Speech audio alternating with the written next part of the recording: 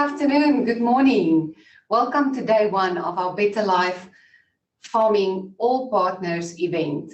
Hopefully the first of many more to come. I'm Elzandi Westhuizen. I'm Head of Regional Marketing and Market Development for Bayer Crop Sciences in Asia Pacific. I feel absolutely thrilled to be here to facilitate the next 2 days of this meeting. Please note that this event will be live streamed on our Better Life Farming YouTube channel, and a recording will be available afterwards. A few housekeeping rules. Bear with me so that we can ensure that we optimize what we do in the next 2 days. I want to ask all participants, including the audience, to have select English as the language channel for the entire event on Zoom. On YouTube, that will be automatically set for English. Please turn off your VPN if you haven't done so already, and all microphones on mute and cameras turned to off. Unless you are presenting, then we want you to keep it on, please. Please post any questions you'd like to ask in the chat box. We will have several team members making sure that we try and answer as many of those questions throughout the next 2 days. The event will be recorded, as I mentioned earlier on. By participating, you are providing your consent to be recorded. And then a disclaimer. Everything that will be said in the discussions that follow this afternoon and tomorrow is the respective views of the companies and the representatives from those companies. Also, please note that we will share the agenda throughout the day, and you can follow as we go into the different sessions. With that, it's my absolute pleasure to introduce our first two speakers, Dee and Hector. Dee is the Senior Bayer Representative, South Asia and Global Smallholder Farmer Sponsor for Bayer Crop Sciences in Asia Pacific. And Hector is the Regional Director, South Asia for International Finance Cooperation. It's an absolute pleasure to bring the two of you on. President Times, and a big shout out to all our farmers who have really helped us over the last year and a half keep the food system going in the number of smallholder countries across the world. What we faced was clearly a health crisis, which could have easily translated into a food crisis. And each one of you have been standing right there at the forefront. And I would truly call other food COVID warriors for the entire humanity overall. And thank you for what you do. Before I get on with my comments, I just want us to get grounded on the reality that is facing us today. Clearly for us, we know that the vulnerability of the smallholder farming ecosystem continues to be stark and actually got clearly highlighted even through the COVID crisis. But at the same time, what is also very clear is the challenges we have in front of us are even more daunting. Whether you look at the entire population of the world and what could likely be 9 to 10 billion people by 2050, majority of the growth is going to come from smallholder countries, and therefore it's absolutely imperative that the smallholder food ecosystem continues to support in a resilient manner to the growing population. At the same time, we're also faced with the significant challenges of climate change, but more importantly, a number of countries continue to be challenged with challenges of natural resources, water availability, and the degradation of soil health. So as you pull all these things together, the challenges that we have to be overcome, but more importantly, we have to deliver this as a successful ecosystem, because more than 60% of the population, as we know in a number of these countries, depend directly or indirectly on agriculture. So what we're going to talk today with our Better Life Farming Partnership and Alliance is possibly one of the many initiatives that we all need to collectively own to solve these challenges and also drive the future of society overall. If you can move to the next slide, please. One more slide. Yeah. So as you think about it and the partnership that all of us coming together have created is rooted on 3 firm commitments to deliver. Number one, we have to own improving farmer incomes in smallholder communities. We have to own rural empowerment. We have to own the entire topic of sustainability and going back to my earlier comments on the challenges that we face. And finally, and I think this is an even broader goal, and it is an opportunity as well, how do we make it inclusive from a gender standpoint and also from a generational change that we are seeing? How do we have more women coming into smallholder farming? I would argue today, even as we speak, every smallholder family has an equal contribution from the women in the household to make farming successful. At the same time, it's imperative that we need to attract the youth of today and the future into agriculture so that they see this as an opportunity not only to build a career, but also potentially look at it from an entrepreneurship opportunity as well. But the final comment I would make on this is everything that we have rooted in our goals is directly aligned with the goals of society, the various governments that we see across different countries across the world. Because whether it is stakeholders in the government, stakeholders in society, all of them clearly have a similar kind of goal to accomplish as well. So I think there's a significant congruence of what we're trying to co-create here. If you go to the next slide, please.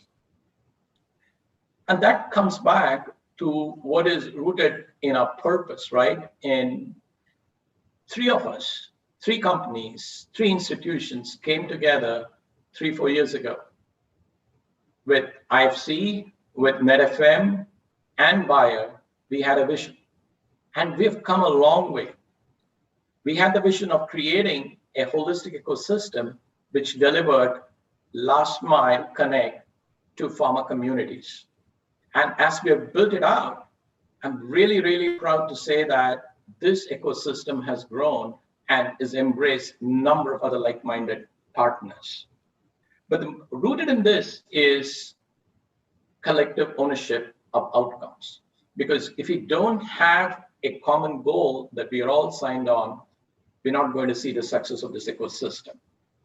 Let's go to the next slide, please. And at the heart of the ecosystem, as you can see, and we have different components coming together in the farm, on the farm, beyond the farm, because for a small farmer and his family to be successful, profitable, all these elements need to come together. As I thought about this, 10 years ago, we would be very proud as Bayer, focusing on yield and saying yield delivers value because that translates into profitability. But today, as you see with the vulnerabilities that have increased significantly, yield alone doesn't guarantee profitability. Commodity price fluctuations, weather events, soil health, can go on and on, availability of labor.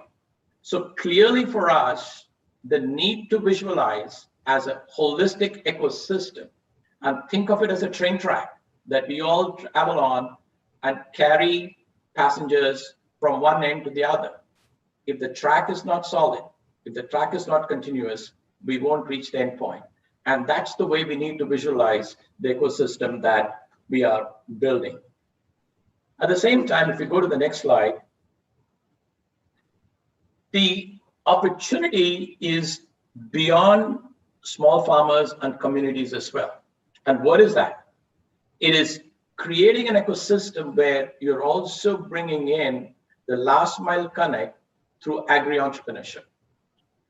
But to make this happen, you also need to focus on capacity building. Capacity building in terms of looking at agriculture as a business at the farm level. Capacity building in terms of agronomy knowledge for the farmer. As I commented earlier, a singular weather event, if a farmer is not able to have the alert early on, could have significant consequences. So as we look at this holistically, everyone has a role, But more importantly, we also have the opportunity to create a thriving rural community with the entrepreneurs at the last mile, who could be farmers, who could be clearly independent entrepreneurs who are going back to farming, looking at as a business opportunity. And clearly there are multiple opportunities that you can create as you bring this whole ecosystem together.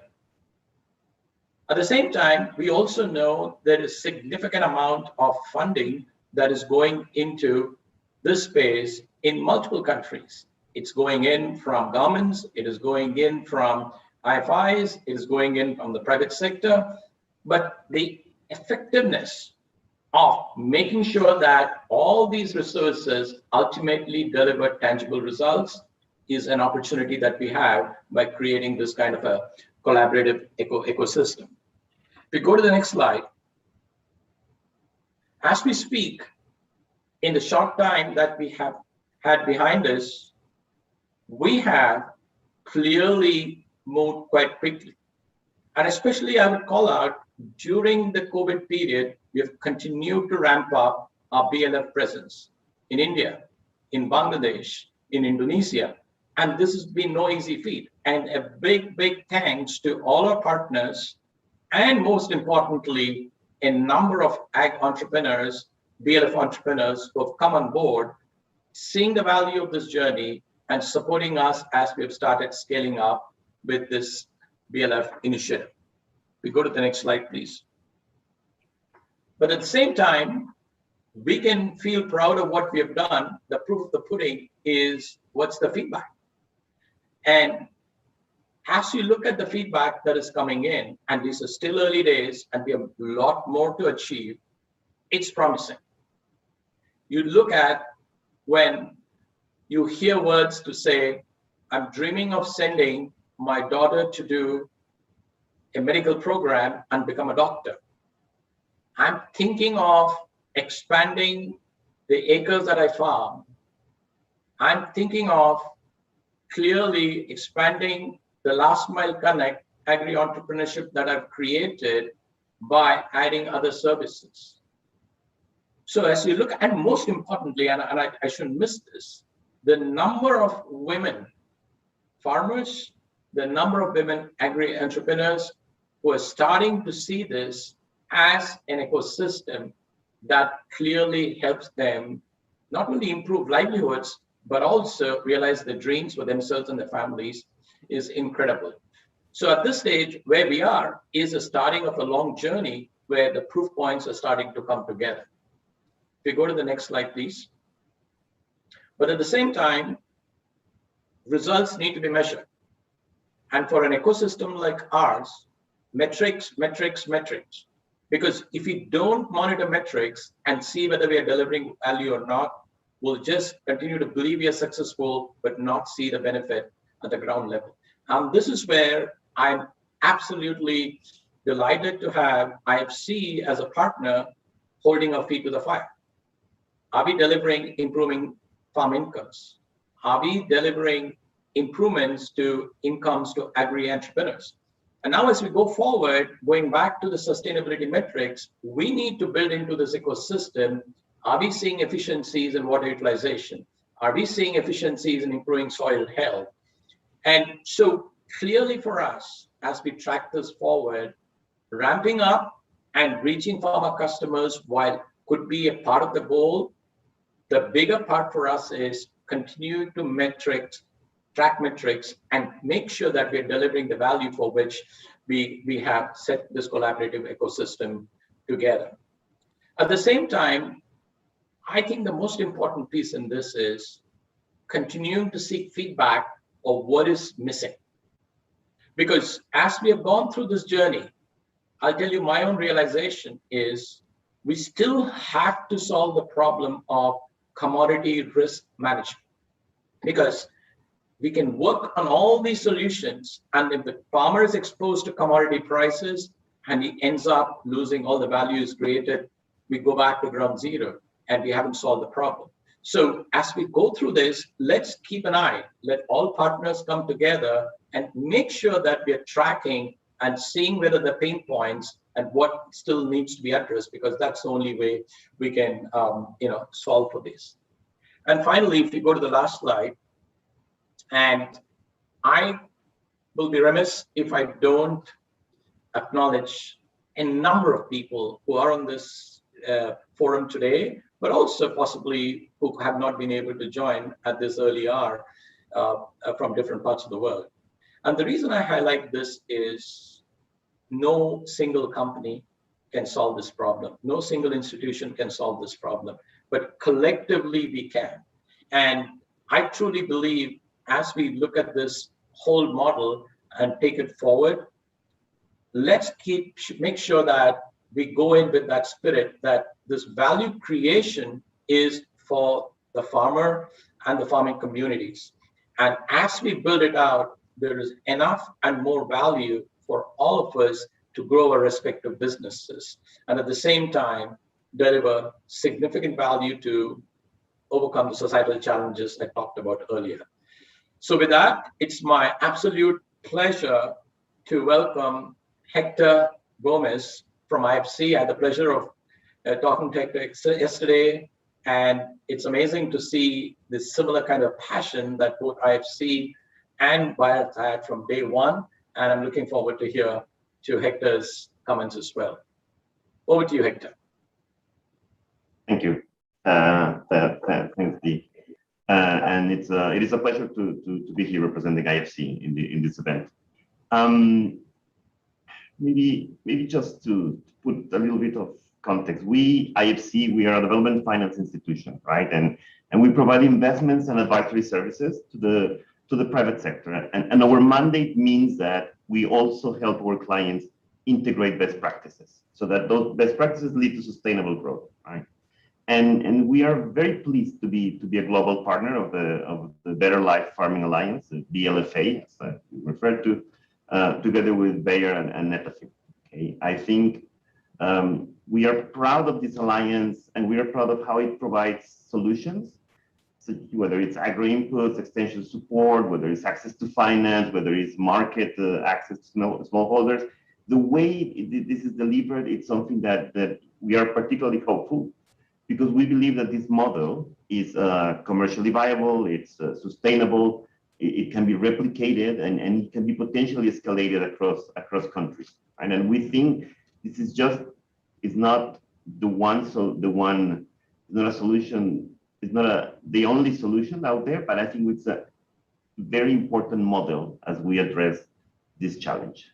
I think the work that IFC in partnership with the BLFA in India has done in developing these agri-entrepreneurs for last mile service delivery, it is a testimony of the potential of the alliance, of the model, and the transformation that it can have, right? So I wanted to start by really congratulating the BLFA team for this very impactful work, and so working and supporting smallholders in India and other developing countries in a commercially viable, self-sustainable manner, right? Now, having said that, I want to maybe take a step back and recap a little bit of the challenges that Dee has already sort of put a little bit of color in it, and what is, just taking a step back to see what is it that we're trying to solve here, right? So the challenge, as we see it in our own words, in IFC's words, is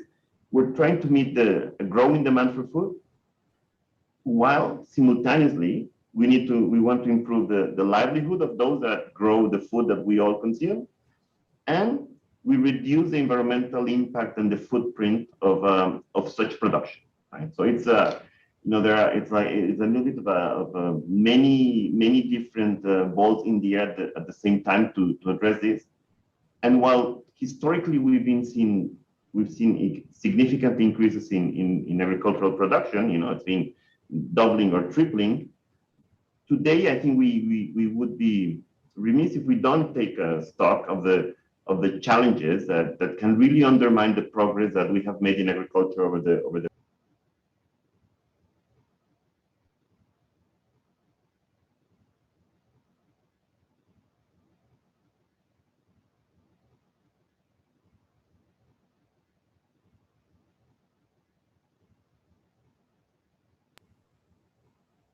the gaps in technology adoption, especially by smallholders and women farmers, right?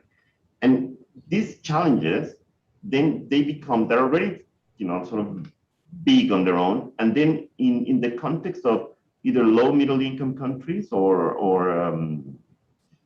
sort of developing countries, they are taken to a completely different level. Now that they are exacerbated when you have a predominance of subsistence or very smallholder agriculture. So, just globally, there are around 500, based on 500 million smallholders. A vast majority of them are in the poorer countries or in poor countries around Asia and Africa. 95% of those smallholders have less than 5 hectares as an average. And that is, that can be applied to countries where in our own region, in India and Bangladesh. And these smallholders, they experience low productivity. They have, limited access to modern inputs, to finance, to technology, to extension. And this lack of access, together with the small sort of amount of hectares, it historically has been consolidating a vicious cycle of stagnation, and then becomes a cycle of poverty, right? And if it was not enough, I mean, if this sort of developmental challenges were not enough, then we have all the concerns that we have on the environmental side that I just mentioned, right? So agriculture and its associated land use, it's estimated to represent around 25% of global greenhouse gases emissions, right? Growing food today uses 70% of the global use of fresh water. So when we're facing a very complex challenge, that in our view, and this is something that we discussed with our partners and we discussed with Dee yesterday, is it requires partnerships. There is no single institution or entity or government.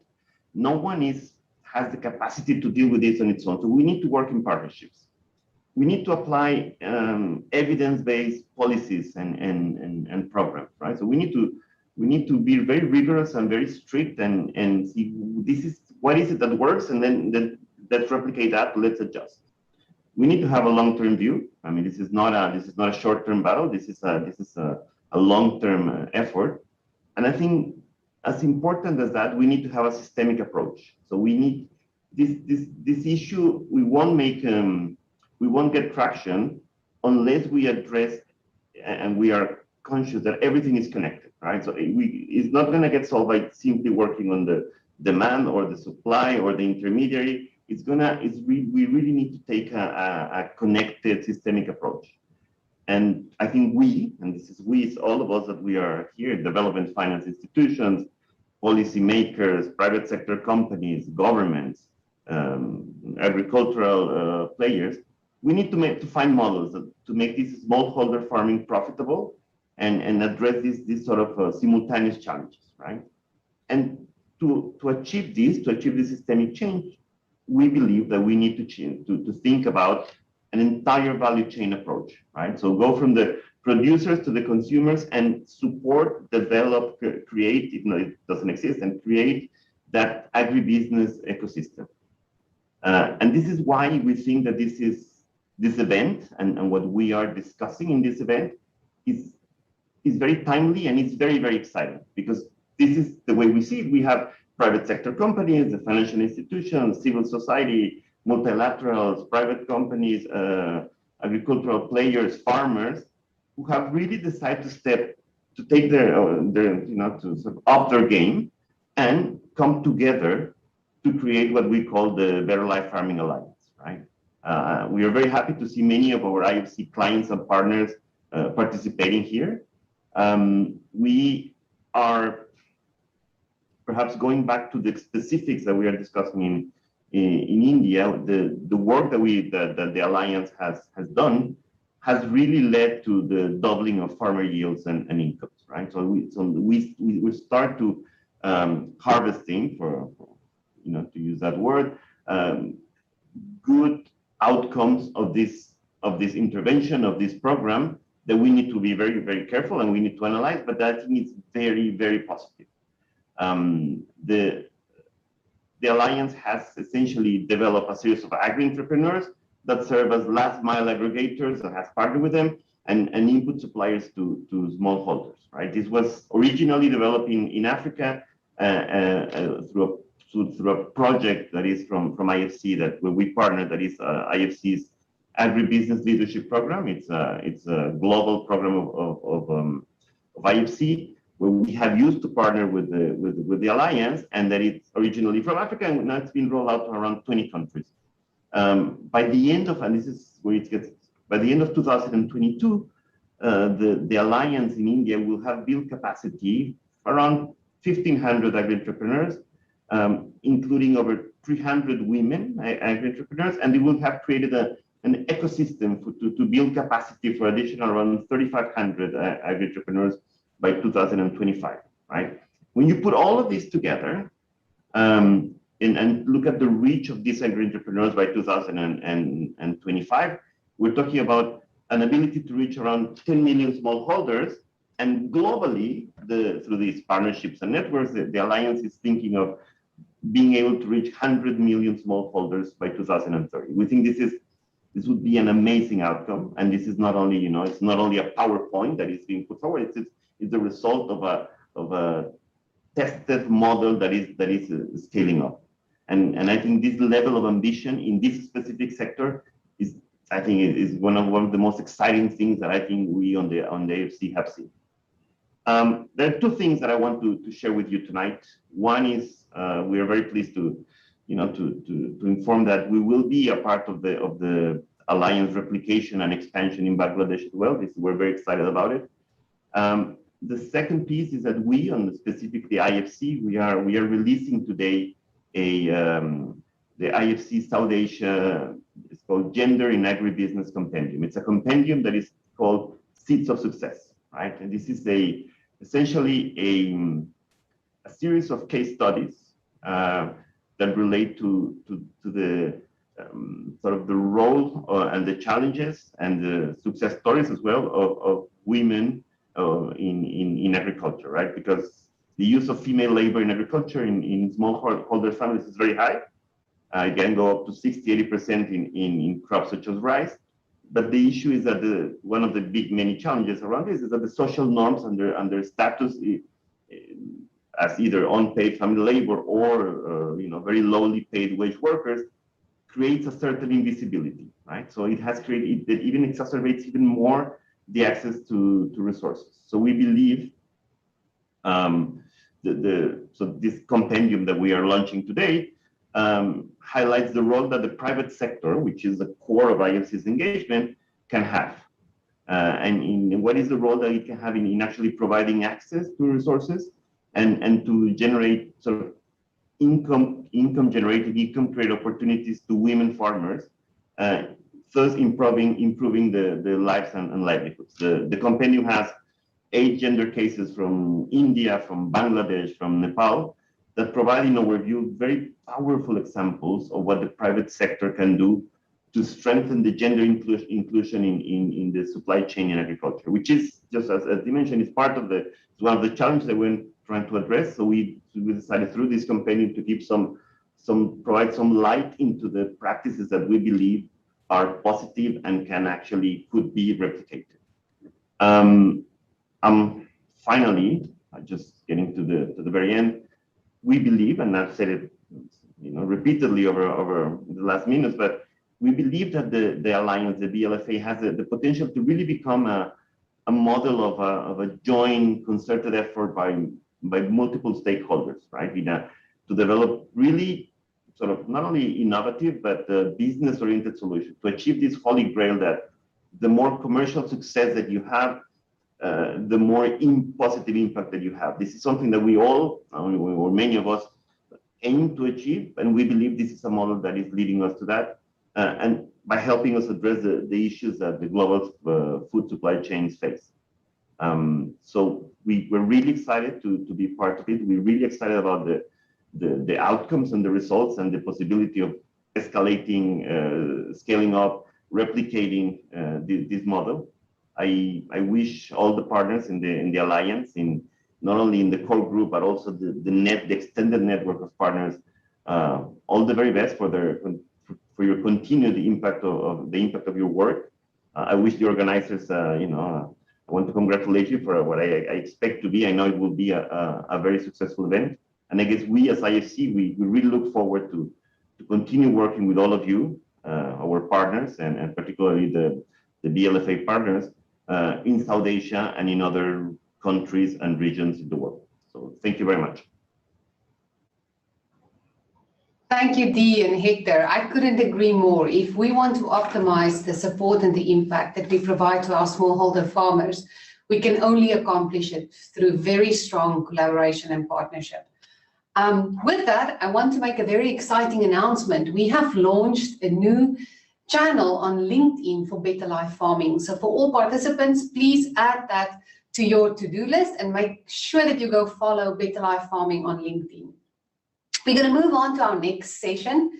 Jitendra Joshi. Jitendra is Assistant Vice President for the commercial business of Yara in India. And Jitendra have a wealth of experience across smallholder markets, and he will share with us what his thoughts are around the business impact that Better Life Farming can bring for all stakeholders. Thank you, Jitendra. Thank you, Alzandi. And a very good morning and good afternoon to all present here. To start with, I first like to appreciate for the BLF team to create such a forum, and particularly this platform where people can work together, particularly on this platform, different organizations and the participants can learn the best practices and take the good work forward with more vigor and more energy. And specifically for the success we had as BLFA, I like to congratulate the team, especially Rohit, Arman, and Dee for the guidance to make it reach here. And of course, all the participants, partners who has contributed to it. Can we have the first slide, please? Next one. I want to start my discussion with what we are, who we are. We are Yara, and we are known to be a crop nutrition fertilizer company. But before that, we at Yara believe that it's knowledge what goes. And it's our responsibility to make sure that we take this knowledge what we have to each and every grower to their level so that they can improve their productivity and improve what they are doing now. Next slide, please. And that knowledge, accumulation of this knowledge started in 1905 when Yara made the first chemical fertilizer. And it started with one small idea that after the big famine, what should be the right way of doing the farming. And three founders asked questions and then find the idea that yes, we can extract nitrogen from the air. And from where? The first chemical fertilizer, and Yara was born. And at that point of time, the objective was to save the human, to make sure that we feed the people after a big famine. And this actually worked on to keep saving life, feeding millions, and helping people and farmers across the world. And this collaboration in 1905 is still in different forms, in different areas, and still contributing to the world. Can we have the next slide, please? As we said, that we decided that our mission is responsibly feed the world and protect the planet. And what we want to do is a collaborative society and a world without hunger, a planet which is respected. And for that, we are working with value of ambition, thinking big. How can we do it better?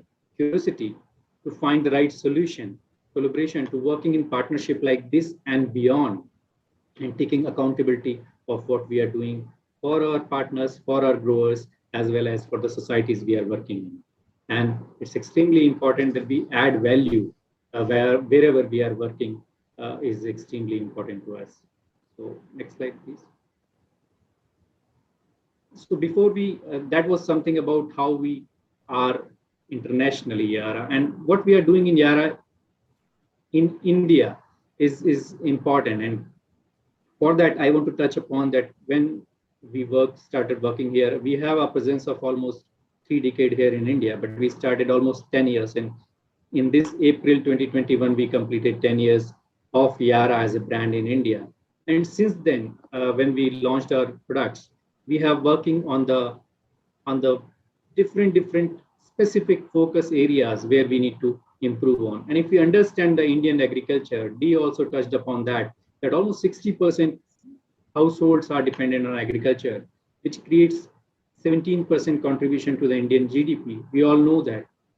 But we also know that the headroom to improve is extremely high because yes, we are big in some areas. We produce a lot of fruit and vegetable. Agriculture is fourth largest commodity which is exported out of India. It tells the kind of stake we has on this. But yes, the headroom to improve is extremely big. Next slide. On that headroom, we have few challenges. Please take all the points together. Few challenges which we believe that we need to work on. And these are the significant yield gaps. The yield gaps are really big.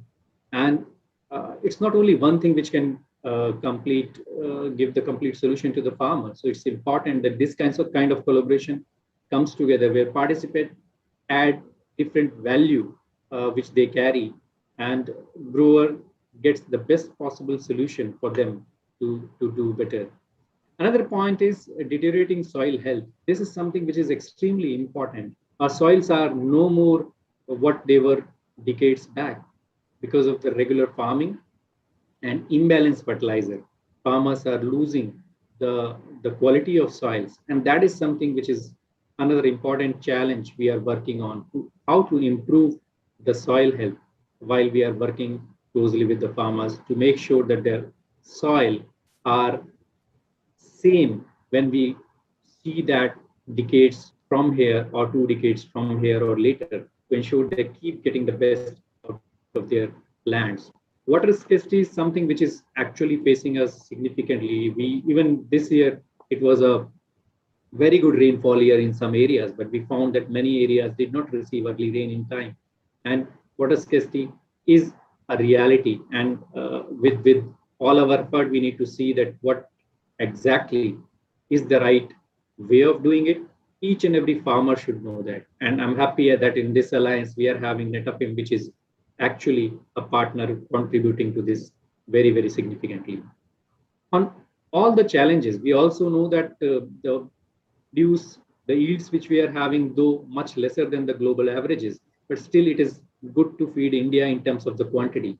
But we are not good in terms of the quality. The kind of quality we are creating in our produce is not international level.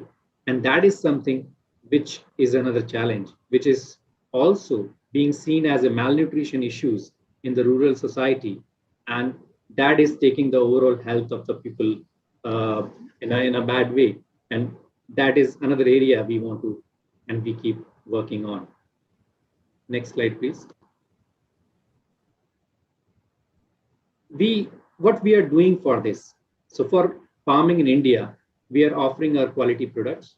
Most of the products we are giving us, other than the urea, are imported, and we try to give the best of the products to India, which fits the requirement of Indian farmer. Along with the more than 100 years crop nutrition knowledge, which is accumulated over the years, and by working in different crops in different countries. So when we are working for potato here, we are also ensuring that our experts in Netherlands, our experts in other countries, Canada and all, are also contributing to what we are offering to our farmer in terms of knowledge. And that's what we keep doing. And that's what we are very proud of, because doing the best in the world is something we want to make our farmers do. And with this knowledge, of course, we are helping them to do that.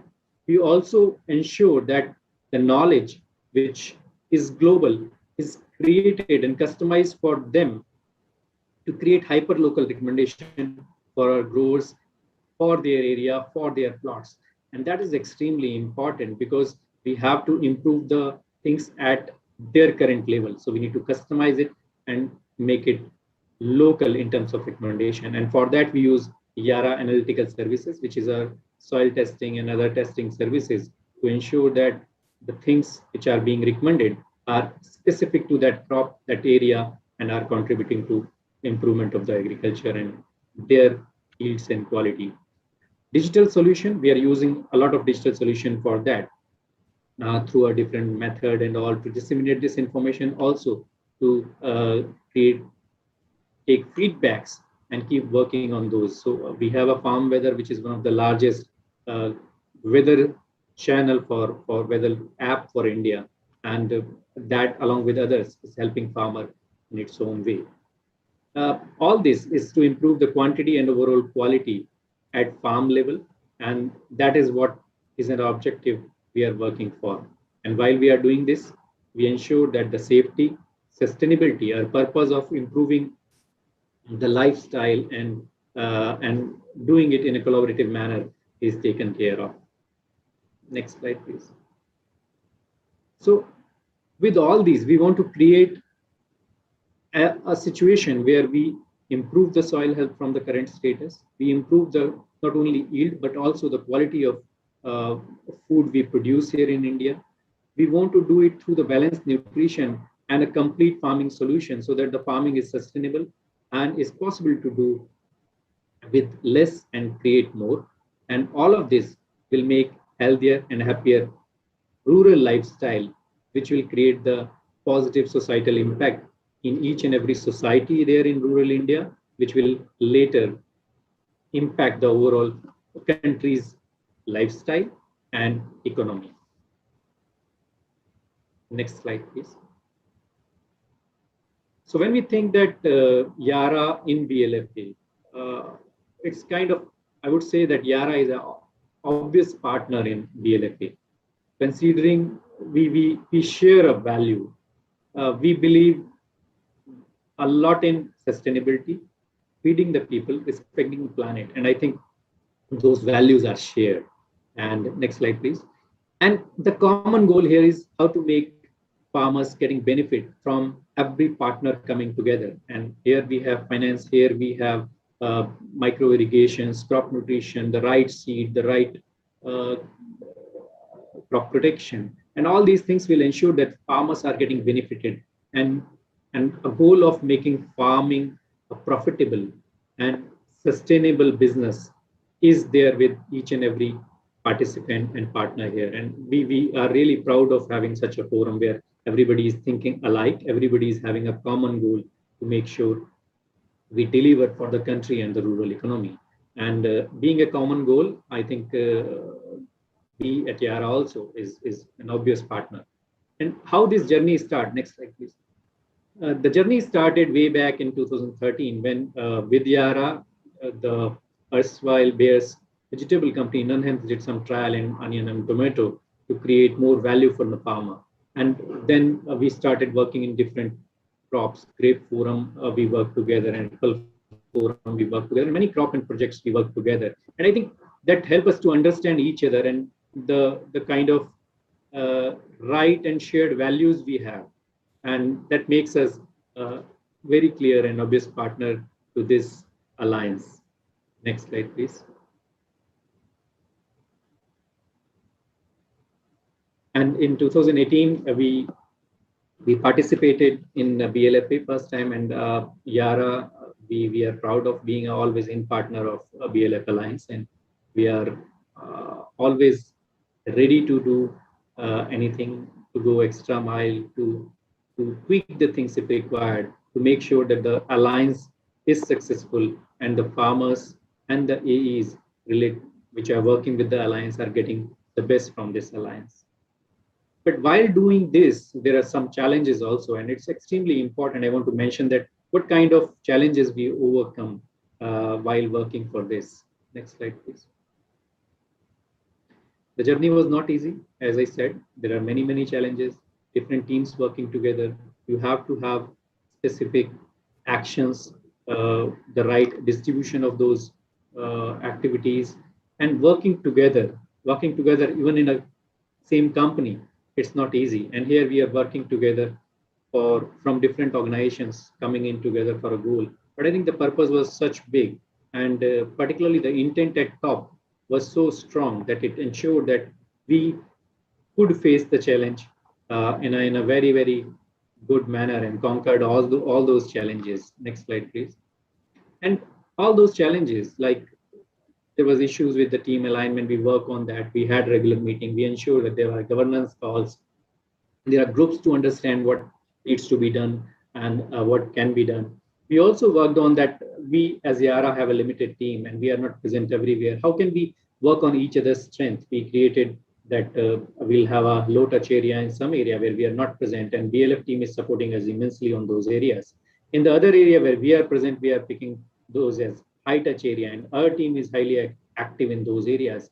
So defining what can be done to make these things fly, and it really helped us to improve on the things as we move ahead in past 3 years. We also faced that when it was started, particularly in the areas, there was a significant demand of urea, and urea being a controlled commodity in India, it's very, very tough to plan for it because government decides that where it will go, who will take it, and even district wise and beyond, it's extremely controlled. But we worked together on that. There was activities, discussions on planning, and we created a robust planning in advance of the season. We also ensure that the mechanism which has a compliance by the government, and we have to follow that, of POS machine, the process of POS, all these things, our team trained AEs on that, help them understand what exactly needs to be done from their side to complete that compliance. Also ensure that we are having the right POS action, and if they are having any issue with the machines, supporting that. There are other challenges, understanding of crop nutrition at different level. So many activities with the farmer digitally and in person, making the hyper-local plan. We also ensure that the understanding the crop nutrition come with the visibility. So we gave rakes to display the products at a different BLF so that farmers can understand that these are the new products, and then a retailer will train to ensure that they tell farmers that how they can get benefited from those advanced crop nutrition solutions. Logistics also is something which has been an issue, but we worked on with close coordination, planning were advanced, particularly in urea. Every month we incur 200,000 rupees to ensure that BLFs is getting urea. So that is something which is additional support which we want, because we want BLF every center to be successful, and wherever we can do, we'll go extra mile in that. And we are doing allocation for that also. We are putting that in our regular planning, how we can plan it better to ensure that bulk fertilizer is reaching out to them in the right quantity and at the right time. And overall, and I think that is something when you taste the fruit of the success, that's what make things happen in a better way. And that is showcasing the value to the AE and to the farmer. We have been part of the COVID kits, which Bayer has distributed in different area. We contributed a lot in those COVID kits. We are also present there through the model plots, more than 100 model plots we are working. Yield contest we are doing. We were inspired by, in New Zealand, highest wheat yield achieved. And with that inspiration, the BLFA team, Yara and Bayer and everyone together, they created some very strong outcomes. Crop shows, ROI calculation, and sharing the benefit with the AEs and farmers is something which helped take these good work together and also brought the teams together. And now we can say that the teams are working actually as an alliance in full force. Next slide, please. I just wanted to share a success story which is of last year. So this is the picture of Mr. Balram Mehto, who is the agriculture entrepreneur from Ratu, Ranchi. And this guy was working, he was having agriculture background, working somewhere. But next slide, please. Because of the COVID, he lost his job in last year, somewhere around June. And this guy was in a village where he's having good progressive farmer. So he got the BLF in June 20 after losing his job. Worked very closely with the farmers, progressive farmers of his area, where approximately 500 acres is being catered. And the different teams work with them, ensure that he's having the right support to take the best practices to his village, to his farmer in his area. And this guy from nowhere lost the job, created a business of almost 200K last year. And this year, we are expecting that the business year till date is around 500K, and we are expecting that more than 1200K will be the business this year. So this is one piece. The contribution which is coming to person who, after losing a job, person is actually in a different state of mind. It's not only about the farmer, but also about the AEs, how the kind of value we are giving AE. And this is, I'm sure, giving inspiration to many, many other AEs, potential AEs, to see that how they can take it up and ensure that they add those values which BLFA actually offers to their villages and help them, and at the same time make their own career also. Next slide, please. If we see that business is growing from a meager almost 20 odd lakhs business somewhere in 18, we are now doing expecting almost more than 300 lakhs and 250 lakh in PP and urea. And then that tells that if the things are right, if the intentions are right, and we are putting the right efforts, of course, business will be there. And as BLF is growing, the business of all the partners will increase. But that's what is not the core value which we are working here for. The purpose is to see that how we can create, next slide, please, a societal impact, because business is outcome of the impact we create on society. If we can create together a very strong societal impact, for sure business will grow. But that will be a business growth in the just way, where we are sharing the profits, the benefits with all the other people who are underprivileged, smallholder particularly, and AEs who need these kind of opportunities to work and take the things forward in their village. And it's important because those AEs are local, they are one of them. They think of their village. It's not a profit and a revenue ratio a relationship. It's a relationship of taking everyone together. And that's why this alliance is different and really is able to create the value on the society. Next slide, please. If we just share a few things, I touched upon the yield contest.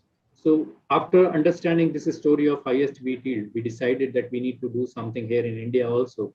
And our chairman, Sanjeev, discussed that with D, and then me, Rohit, Herman, we all thought that how can we take it up?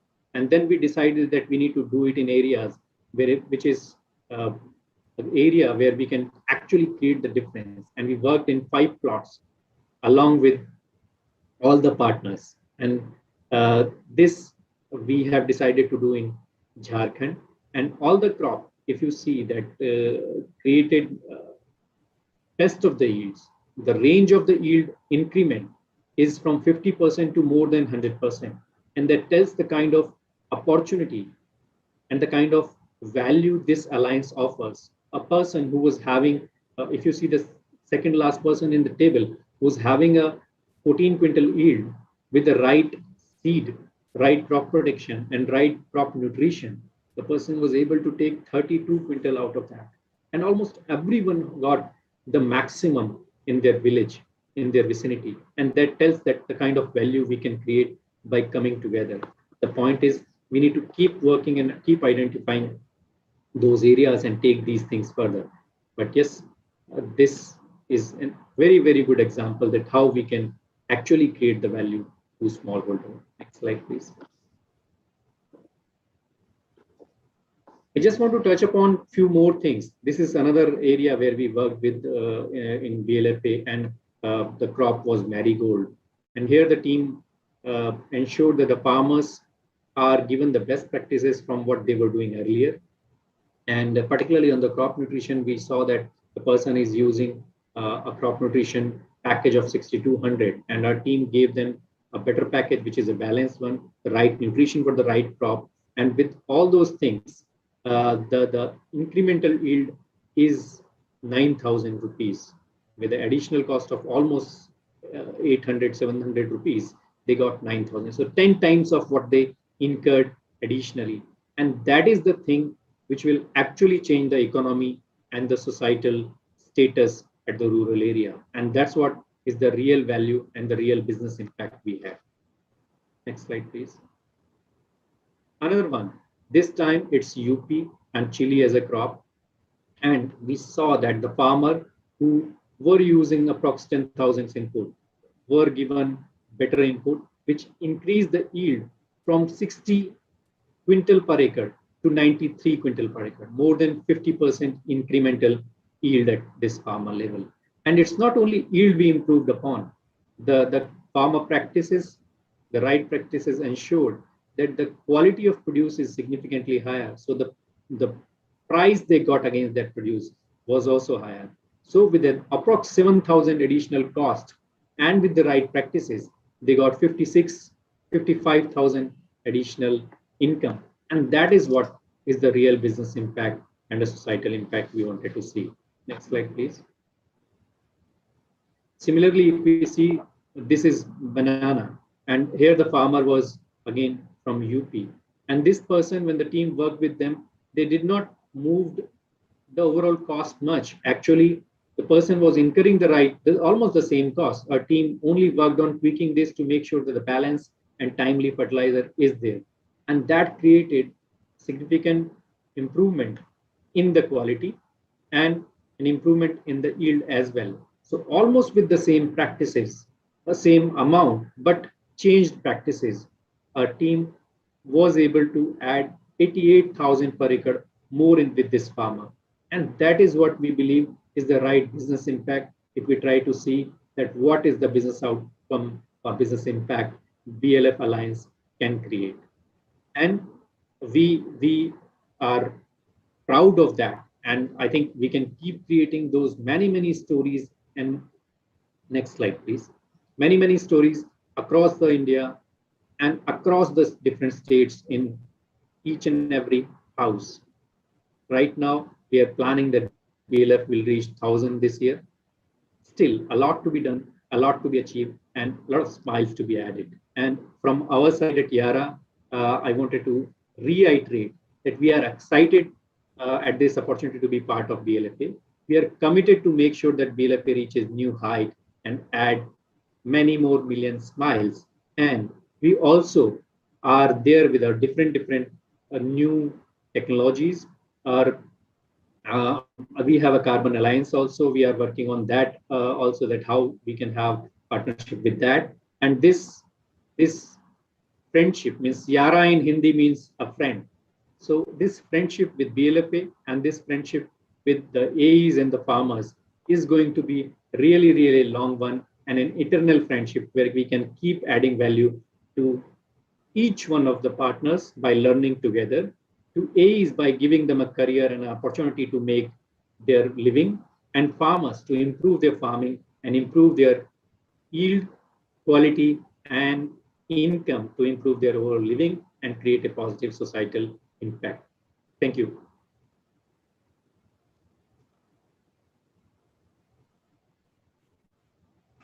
Thank you, Jitendra. So I think we have a couple of questions, and we do have a few minutes for you to answer a few questions.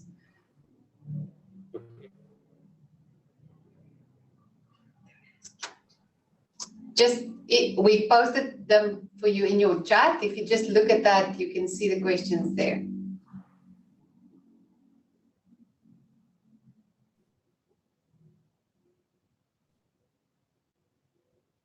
Are they visible on your end? No, I can see the chat only. The last chat is from RK Goyal. Are you sending it to WhatsApp? Yes, I think it's on your WhatsApp group. Just look at that.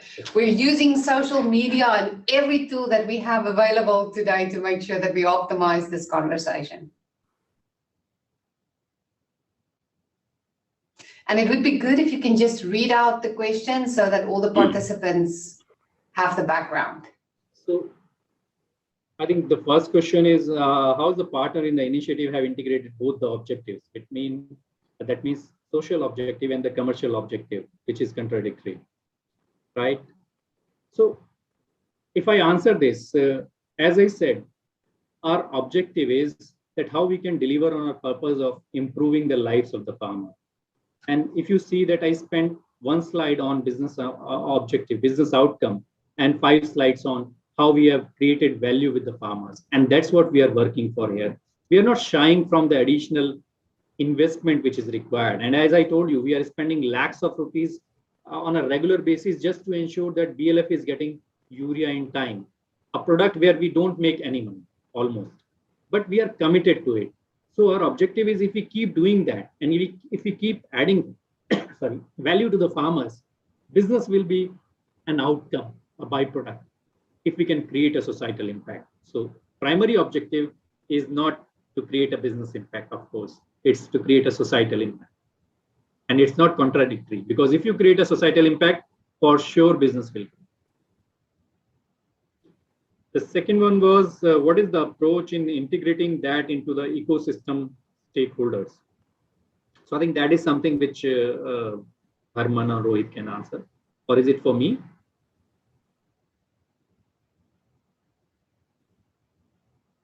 So if it is for us, yes, ecosystem stakeholder as a crop nutrition partner, then I would say that the approach is getting together, everybody understand the responsibility and the accountability which comes by being part of this forum. And we are up to it. And that's why I said that we try to go extra mile to make sure we deliver whatever is possible within our powers, and whatever we can do, we try to do that. And so ecosystem cannot be created by adding people on the basis of how much profit I can make. And as I shared initially, there has to be a very, very strong understanding of the common goal, which is here. And that's why as an ecosystem stakeholder at our side, so we are obvious partner, as I said. So no need to go extra thing on integrating us. But yes, there are some challenges. It's not easy to work in different team. And I have been in different organization, and my experience is, even the same organization, there are silos, there are challenges, and we need to keep working together with a very strong intent at the top to make sure that we believe in purpose and we put each and every effort to make sure that we deliver on that purpose. Thank you so much, Jitendra. I appreciate it. And just to go back to the question that you were just asked, I couldn't agree more. Ultimately, Better Life Farming is all about bringing stakeholders together in a close partnership so that we as a team can have a greater impact in really touching and changing our smallholder farmers' lives by providing solutions to the challenges that you so nicely laid out. So really appreciate you sharing your insights. So with that, I want us to take a quick break. I think let's plan on being back 2:20 Singapore time, which is 11:50 a.m. for India time frame. And I also want to remind the following presenters, let's try to stay on time for our allocated time slot so that we ensure we give everyone an opportunity to share, since we have such a rich and full agenda. See you back in a little bit.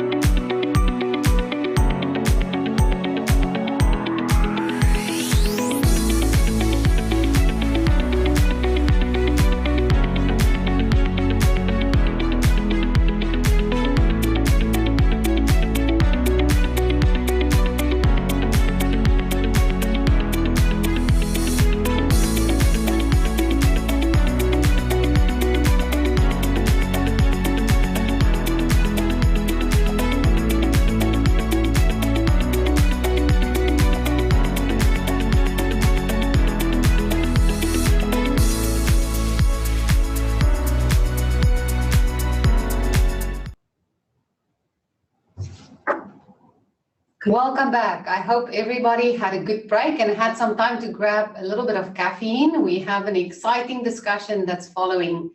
I would like to welcome Harsh Vivek. Harsh is the program leader for South Asia Food and Agribusiness Advisory Services at IFC, and he will lead a panel discussion focusing on financial solutions and market access. Harsh, I'm handing it over to you. Thank you. Good afternoon, everyone. Good morning, everyone, depending on which part of the world you're joining in. And welcome to this panel session. We have the next 45 minutes where we will talk about financial solutions and market access to smallholder farmers and local entrepreneurs. Of course, both of these are very topical and very challenging at the same time, but also provide enormous opportunities for private sector companies, for governments, for value chain players to innovate, both in the financial space as well as in market access. Let me quickly introduce the panel to you. We have with us an agri-entrepreneur from BLF in Indonesia. Her name is Alda. She is joining us and she will share with us her experience of her journey as an agri-entrepreneur in the Better Life Farming Alliance. And we will listen to her and see what has been her experience on financial solutions and market access. She has been with the BLFA since 2020, and she has been supporting her parents in actually their micro retail business since the age of 5. She services the Godang sub-district in Central Java in Indonesia, and she has a bachelor's degree in nursing. So Alda, you are our first panelist. Welcome to the panel.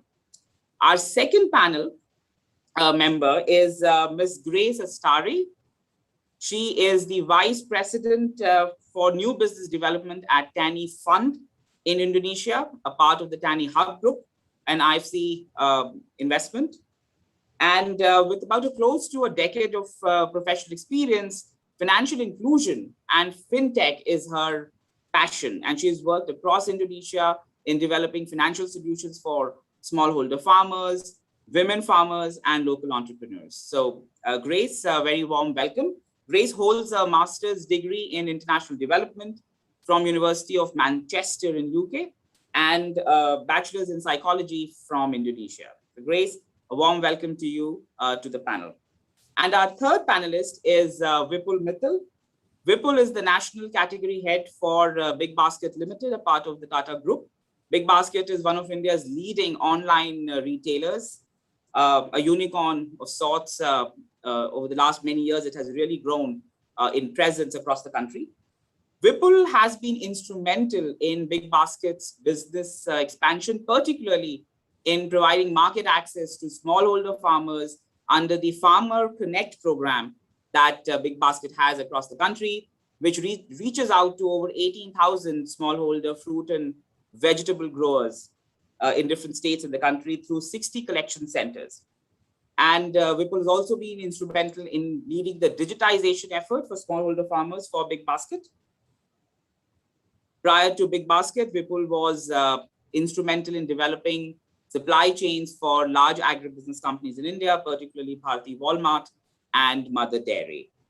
Vipul attended the London School of Economics in 2008 as a Shivani Scholar, and he holds a MBA from the Institute of Rural Management, Anand in India, and a bachelor's in physics from University of Delhi.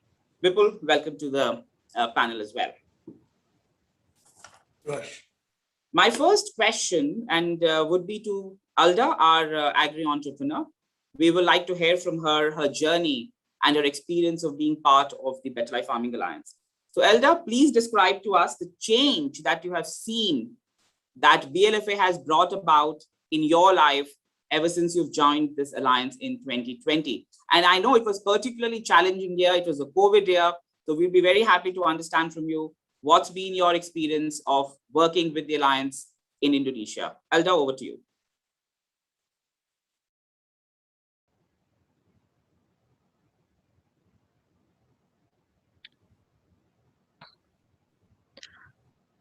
She's still muted, I think. I think she's still muted. I cannot hear her. Alda, we can't hear you.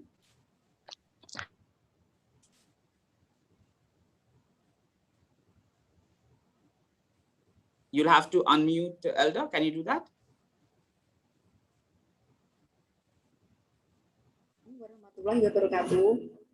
Greetings, may peace be upon us all. Thank you so much for the opportunity being given to me. My name is Alda. I am from BLF Tulung Agung Subdistrict, Central Java, Indonesia. As an entrepreneur in Indonesia, BLF really contributes a lot to this. My revenue increases because of support of BLF. BLF does not discriminate against gender, age, and other characteristics. I'm very comfortable implementing the business model with Better Life Farming. Better Life Farming provides a lot of access, especially to market, and it will increase the margin of our sales and also improve the welfare of the smallholder farmers in my area. Thank you. Thank you, Alda. Maybe a follow-on question to you again. So in terms of market access or financial solution, have you experienced any change ever since you've been part of the Alliance? So, has the Alliance or has your Better Life Farming Center seen an uptake in terms of newer customers, newer markets? We would like to hear more from you in terms of what has been your experience on the ground. I know it was challenging. It's a new program in Indonesia. It was a COVID year, but still somebody like you've actually walked the talk. It will be interesting for all of our viewers to hear your experience, especially when it comes to market access and or financial solutions. Elda, over to you again.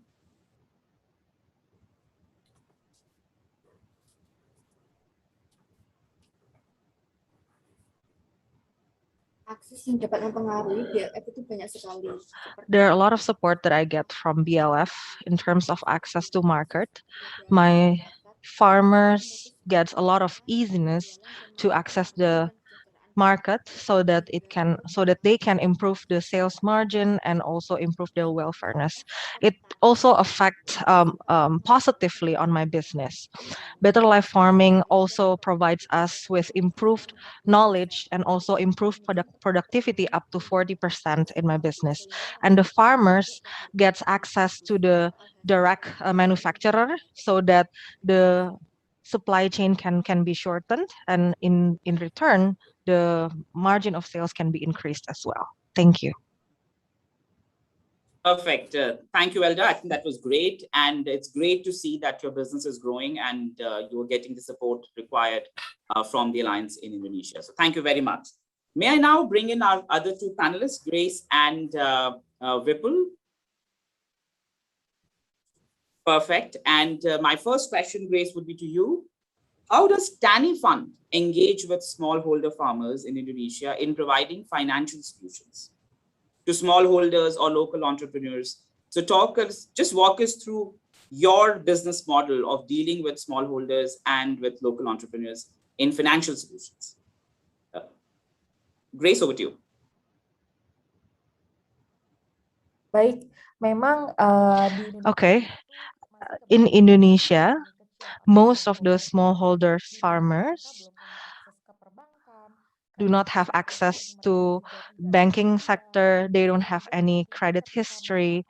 So it means when they connect with other financial services or the banks, they don't have a good capacity like all of us who have formal occupations. What we do in Tani Farm is that we design internal credit scorings in a very advanced manner using 100 data points so that our data scoring can be used for screening and assessment to the potential farmers who will be given funding or financing. Tani Fund has the role to provide the capital, and they will repay us based on the cycles of the commodity, of cycles of the crop. For example, If they will harvest the vegetable in 3 months, then the repayment process will start after 3 months. And for the fruits, that will require 9 months of harvest, and then we will adjust the tenure of the credit into 9 months. So we provide the funding and the financing services for them. We also have Tani Hub. Tani Hub will absorb the harvest and the crops, and the results of the harvest can be sold in a competitive price in our market.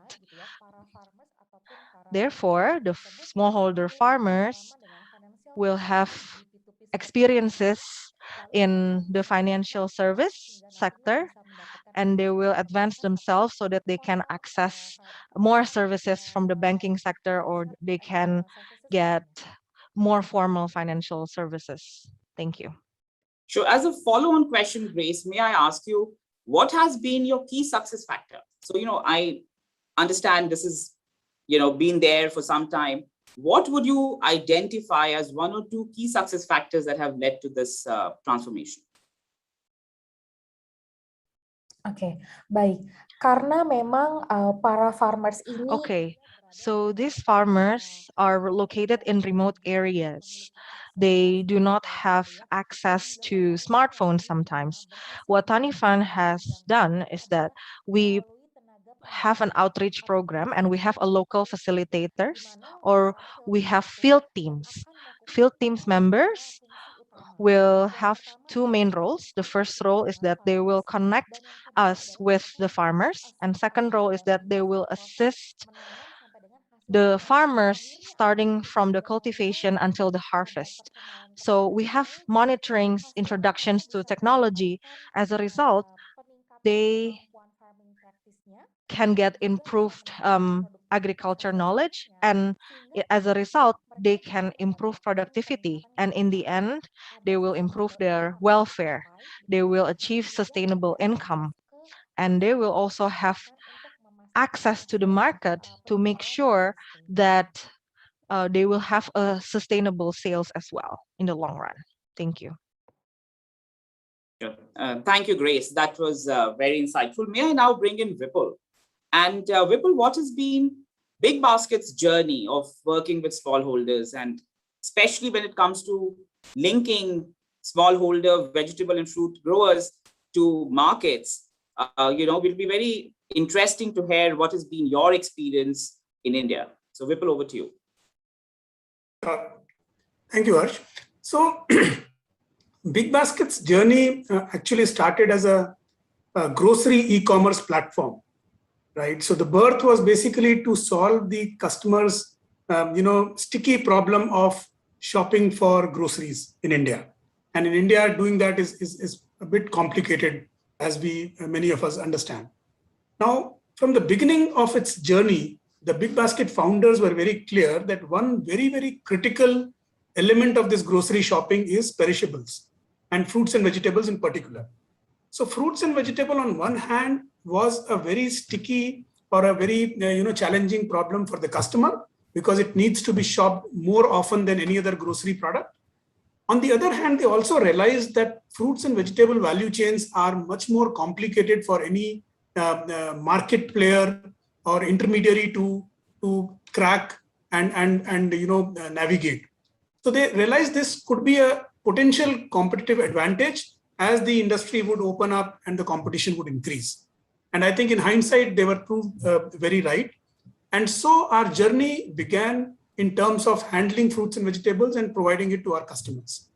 Now, in the beginning, because the volumes were small, we were also buying the product as anybody else does from the wholesale markets. But as our volumes started ramping up, we realized that the technology, as it had developed at that point in time in 2014, provided a lot of enablers, which was actually encouraging us to completely disintermediate the value chain of fruits and vegetables. So what we in effect did was reach the farmer on the one end, and there are many smallholder farmers in India, as we all understand, and we brought his produce to our distribution centers and directly linked it to our customers. Now, in the process, what happened is it actually opened up a lot of value, right? So on one hand, it opened up the the commercial value for all the stakeholders here, whether it be the farmer, the customer, or the company. So all three of us benefited by virtue of the value which we unlocked by this disintermediation process. But more importantly, I think what it opened up was the whole reduction in the time which a produce spends after harvest till it reaches the customer's plate. And I think that's a very, very big takeaway for a customer, because the fresher you get the produce, the better it is in terms of the taste profile, in terms of the customer expectations, and all of it. So I think that's what encouraged and emboldened us that this is the right strategy to further, expand. And since 2014, wherever we have gone, we have actually included opening up of collection centers, as we call them, in the growing belts as one of the key strategy when we open up a new city or when we expand our markets. So as a result, we have been able to bring a lot of value to both our customers and the farmers. So this has pretty much become the standard template for us. And as we speak today, more than 80% of our produce which we purchase or which we sell on our platforms is sourced directly from the farmers. And today we have across the length and breadth of the country centers for vegetables which service closer geographies. We have centers for fruits which service longer geographies. We do seasonal arbitrage by storing some of these fruits and vegetables which lend themselves to those kind of interventions. So pretty much, it's been a fruitful journey, I think, for all the stakeholders involved. And I think that's what we continue to do as we keep ramping up our volumes and expanding the customer base. Thank you, Vipul. My next question would be to Grace, and this is going to go a little bit more deeper now into the issue of financial inclusion. So we all understand working with smallholders is not easy, especially lending to them is not easy at all. It's a very risky proposition. There are huge transaction costs involved as well. So what has been Tani Fund's, in Tani Fund's experience, what are some of the major challenges that you see when you do financial solutions for smallholders? And then how have you overcome some of those challenges?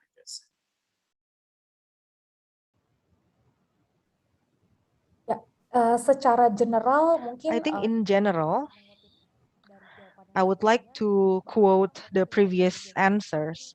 They don't have, the smallholders farmers, they don't have credit scoring, they don't have access to the banking sectors, and their location is quite far from the formal banks. So they still use informal financial services in their respective area. For example, in Indonesia, we know the terms of middleman, where the middleman will perform the sales with a very uncompetitive price. So Tani Fund will have a measured and separate assessment in this case. For example, we will have assessment for horticulture and also non-horticulture. And we also have chicken farms or cow farms or aquacultures. We will have specific assessment to measure their capacity in their cultivation efforts, and we will also assess their capacity to repay the funds that we lend, so that we can maintain a successful repayment rate in our company. And the challenges that we encounter sometimes is that almost 87% of Tani Farm's ecosystem, they do not use internet. They cannot use internet, and they do not use smartphones. And there's also a problem in low cost technology. So we have to introduce modern farming practice in on-farm activities, so that we can push the cost and increase the yields of the smallholder farmers. We're still going to bridge ourselves with the field team, and we still educate the field team members about the eco-friendly farming practices and efficient farming practices. And second challenge is that only 20% of our ecosystem graduated from high school. The rest of them, they only graduated from primary educations, and some of them haven't even participated in formal educations, because ever since they were young, they start to help their parents in the farms. So they do not have any knowledge in tracking their the financial situations, and they have a very low financial literacy level, and they don't have savings or asset management practices in managing their financials. So due to the lack of financial literacy and the low capacity level of asset management, that's why we address that issue by providing them with financial literacy education um, through our organization. It's a Tani Hub Foundations. It's part of the Tani Fund. We provided a series of training to them, and a series of impact activity to improve the welfare of the smallholder farmers. So we provide them with digital literacy, financial literacy, and we also provide some entrepreneurial program for them. So therefore, the capacity building activities that we provide can, in result, improve their knowledge in financial management, market management, until they can get more awareness about options of financial services. What does it mean? When they're being empowered, when they are being more independent, it means that they can make an informed decision about their lives, so that they can improve their welfareness, and they can improve their business, starting from being smallholder farmers into a big company, so that they can so they can provide a sustainable business in Indonesia. Sure, thank you. Maybe I'll add a follow-on question to this. So I know Tani Fund is not yet a member of the Better Life Farming Alliance, and I do know that there were some discussions around exploring a collaboration. A lot of the activities that you mentioned, Grace, about capacity building, about facilitation on the farms, about making sure that there is a shift to modern agriculture for these subsistence farmers, so that they become more commercial and therefore have requirements for finance. A lot of that could actually be supported through the Better Life Farming Alliance as well. So as a member, or as not a member, but as somebody who can potentially become a member, or who's evaluating the Better Life Farming Alliance, what would be your expectations from the Alliance? If you were to look at Better Life Farming as a partnership to support your business, and also then to contribute to the overall Alliance's mandate, what would be some of the expectations that you may have from BLFA?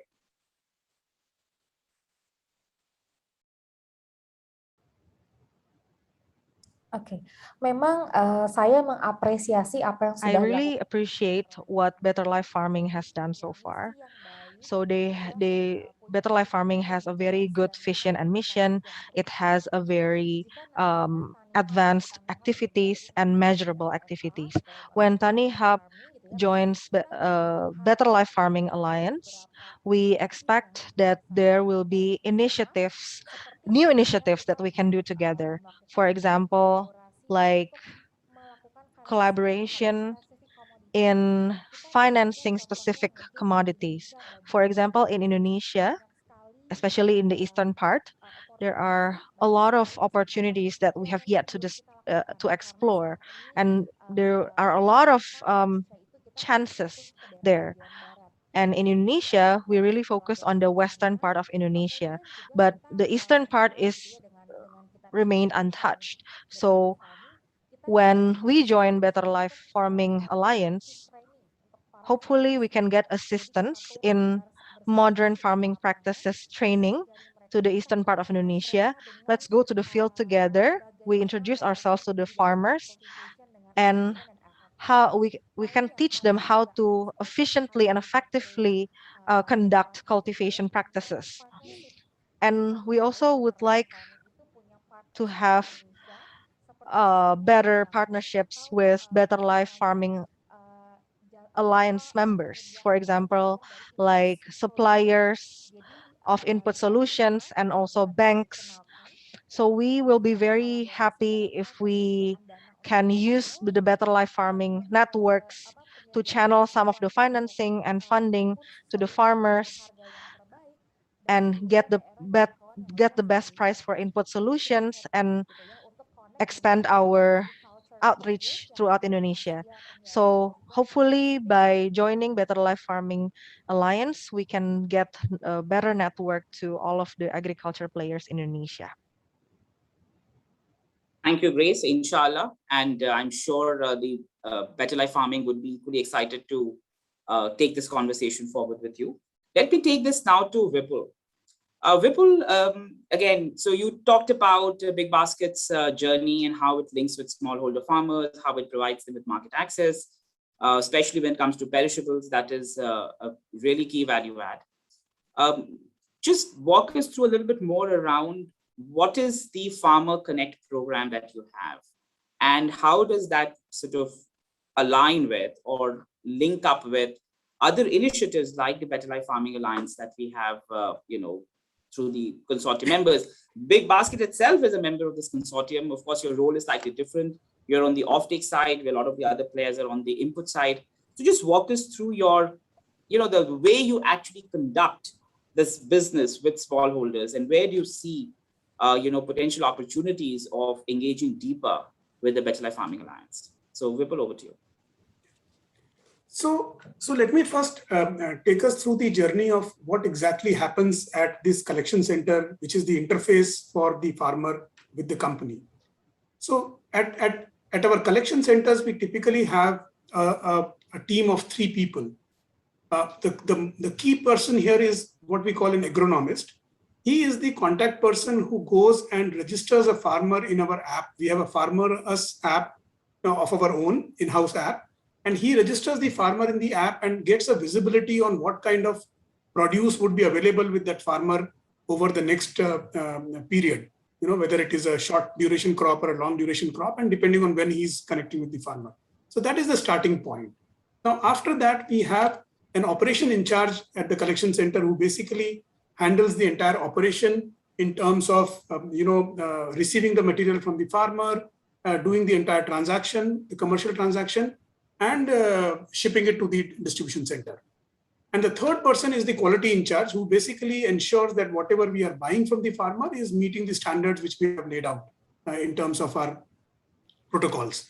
Now, the key issue to my mind in this relationship is the pricing, right? And because the farmer, after all, wants to get the best price for his produce, and he would evaluate any buyer like us on the basis of what exactly does he get as compared to the other alternatives that he has, right? And for this particular reason, what we have is a very robust mechanism of price discovery.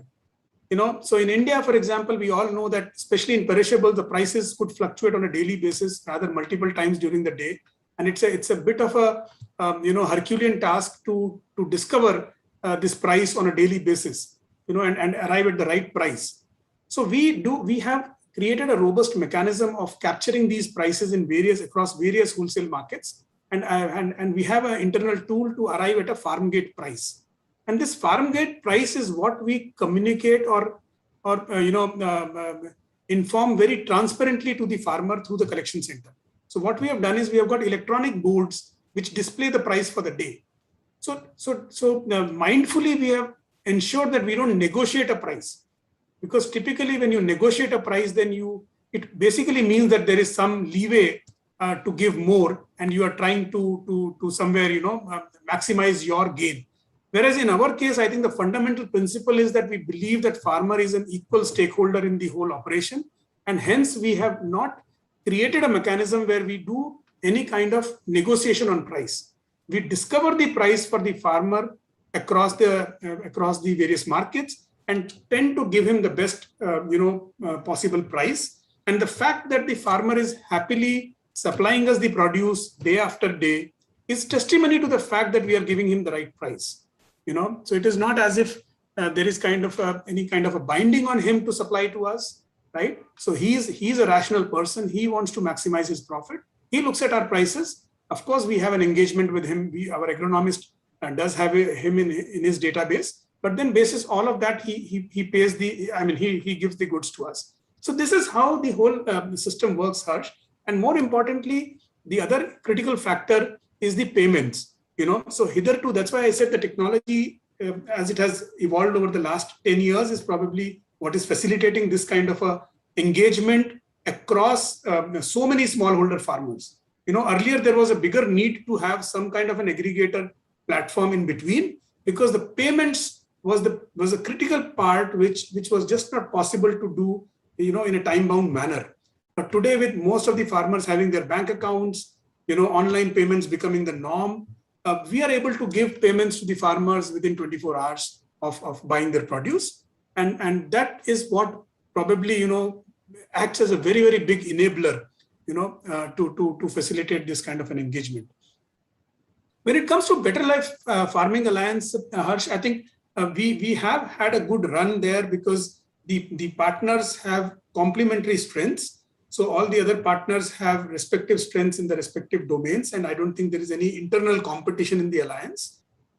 Having said that, I think sometimes the geography that we operate in becomes a constraint, because as I said that we today in e-commerce mainly operate in the larger cities, because that's where our customers are sitting. So if we need a perishable vegetable in Bangalore, we would typically tend to buy it within a 100-kilometer radius of the city, rather than going 1,000 kilometers away to a different geography to source the same. But having said that, I think BLFA is more about the model, and if this model is what works and the trust develops as it takes time, then I think that's the way forward to go into any kind of geography that we operate in, or that the partners find relevant in terms of the operation. The other very critical part, I think, which is one of a challenge that we face as a platform, and which is something which can be solved by the alliance partners, is giving consistent quality. So consistent quality is an ask by our customer and hence by us. And I think this is where we look at alliance partners to bring in their expertise, the technical know-how, to really help the farmer and us in turn able to deliver that promise to the customer. Yeah. What about input provision, Vipul? How does that happen? And you see that Alliance has a lot of input providers as well. Not all may be relevant to Big Basket's sort of requirements, but still the farmer requires inputs, irrigation, seeds. How is that facilitated for farmers that Big Basket is working with? Yeah, so that's a bit of a tricky part, if I may say, Harsh. I'll tell you why. So see, our relationship with the farmer primarily is to buy from him, right? So we buy his produce, we pay him money, right? The moment we go to sell something to him, or we try to recommend something to him, there is an element of distrust or doubt which comes in his mind. So that's a bit of a thin line which one has to navigate very carefully. Having said that, it's not as if we haven't partnered with various alliance partners and others to bring in those inputs or technical know-how to the farmers. But we try to keep these two things different. So to be more precise on this, we don't try to link the input which the farmer is buying with the output that we are buying, right?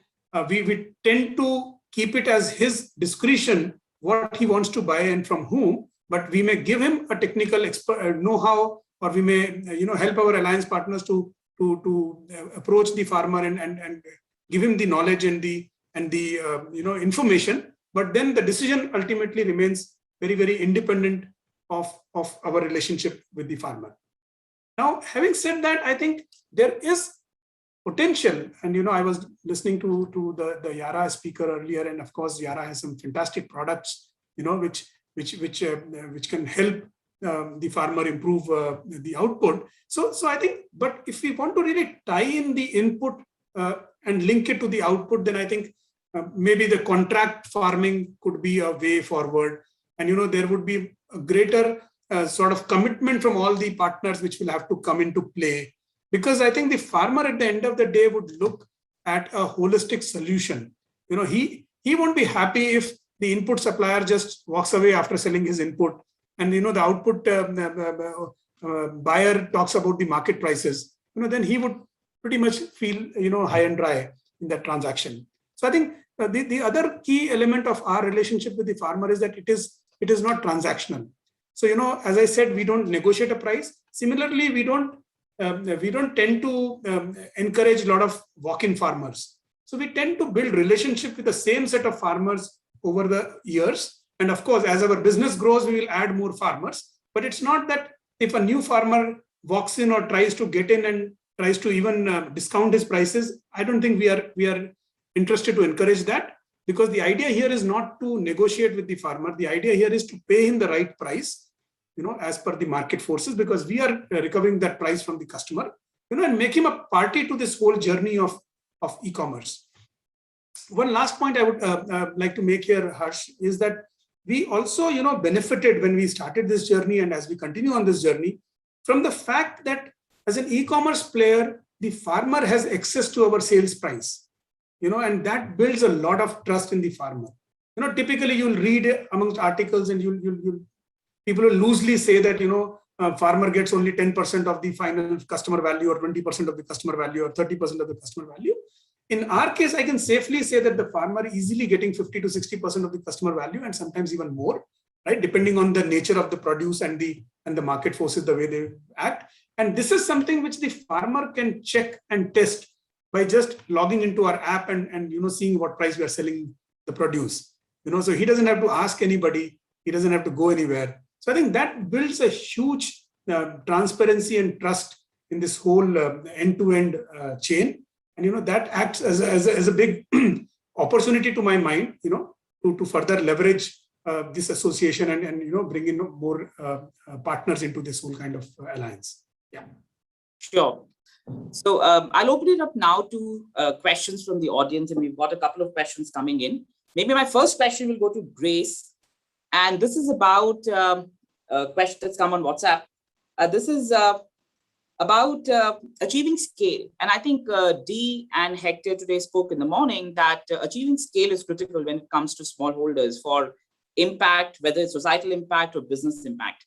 So in terms of Tani Fund's business, what are your strategies of achieving scale with smallholders? And where do you see Better Life Farming Alliance, if at all, playing a role in that scale-up strategy? Grace, over to you.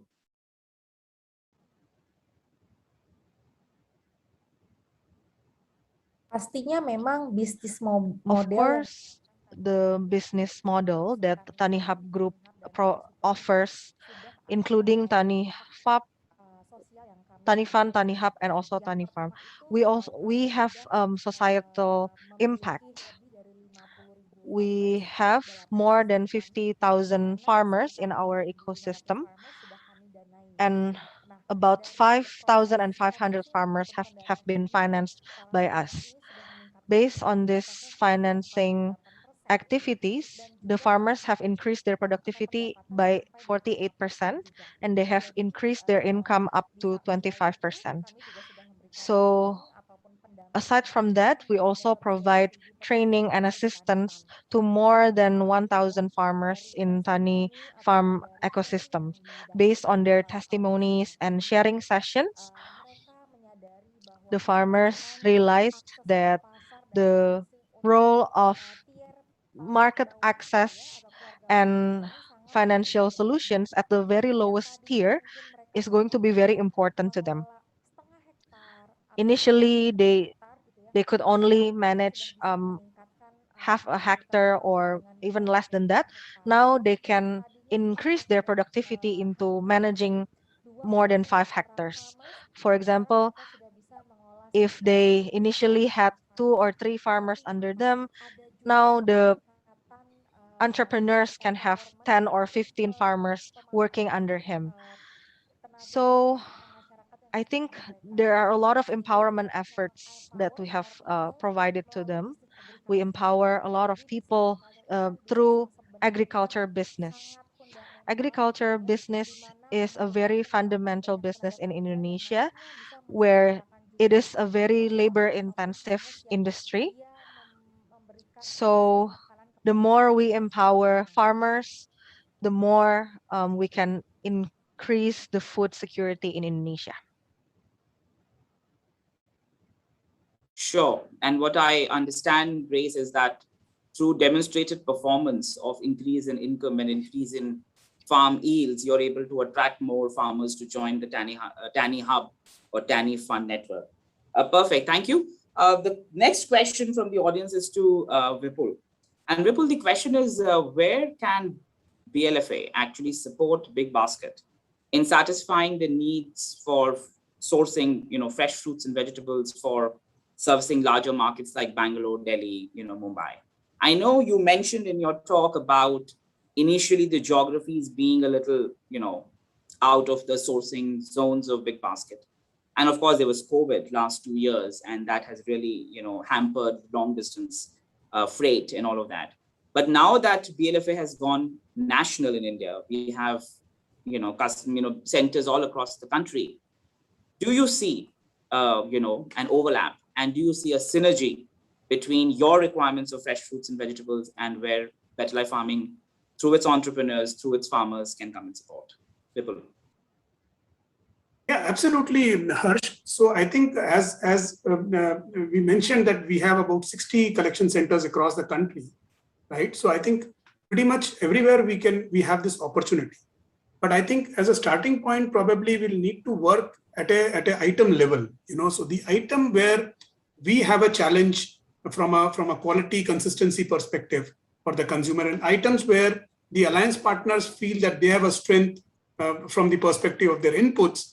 I think we should create programs around those items and work at the item level, right? And then of course we have geographies across the country, and we can quickly find out the relevant places to engage in. The key message here is that we are a platform, right? We are an off-taker. We are a customer-facing business, right? So what we bring to the table is the customer insight, the volume projections, and of course the commercial transaction. What the other partners bring is the technical know-how, the expertise to ensure how we are giving a better quality produce to our customers, right? And if at all volume was a constraint to implement any of those solutions in the past, then here we are to give that kind of comfort to the alliance partners as well as to the farmers. So for example, in the past, we were not ready for a contract farming scenario because the volumes were not there. But today, with our kind of volumes, I think it's a possibility to test those models, again, depending on product level expertise, comfort of the alliance partners. I think we can surely, do more of these programs across the country as per the competence. Yeah. Sure. And one more question. Again, I think this is Vipul addressed to you, and maybe even I can ask Grace also to come in later. So partnership, is at the crux of BLFA. It's the whole model is different parties coming together, not one entity doing everything that's required in a value chain. In your opinion, what is required to make such a partnership work? What are the ingredients required in making this multi-stakeholder partnership actually deliver on the ground? Yeah. Vipul. So my sense is that these multi-stakeholder partnerships need to become more granular. So because the as I said earlier, also the whole starting point to my mind is trust, and trust amongst the stakeholders and trust of the stakeholders with the farmers. And building trust takes time. And we all, of course, as an alliance, have worked for last 3 years, and with our farmers, as I said, we create that engagement, and we repeat that engagement with the same set of farmers, because we believe that trust is something which will develop over a period of time, and I think that's where we are in our journey. So to my mind, for such alliances to work better, I think this trust has to be a very fundamental principle. And then, of course, we have to work more granular and closely giving real-time solutions to the farmer as well as to the business, because because we all are there day in and day out, and more importantly the farmer, because for him it's his bread and butter. For him it's his only source of income. So whatever promises we are making to the farmer, I think we have to ensure that we stand up to them, and it shouldn't happen that because there are so many moving parts in the equation of the farmer, if there is something which goes wrong, then everybody starts looking at each other, then the farmer definitely will not trust the engagement. So I think those are some of the critical elements, and that's why I mentioned contract farming. Probably that's one way that we solve some of these challenges, and bring in a more cohesive team to deliver. Sure, we are really out of time now, but just one last question, Vipul, just to build on your point. So you say contract farming, so that is locking the farmer with the,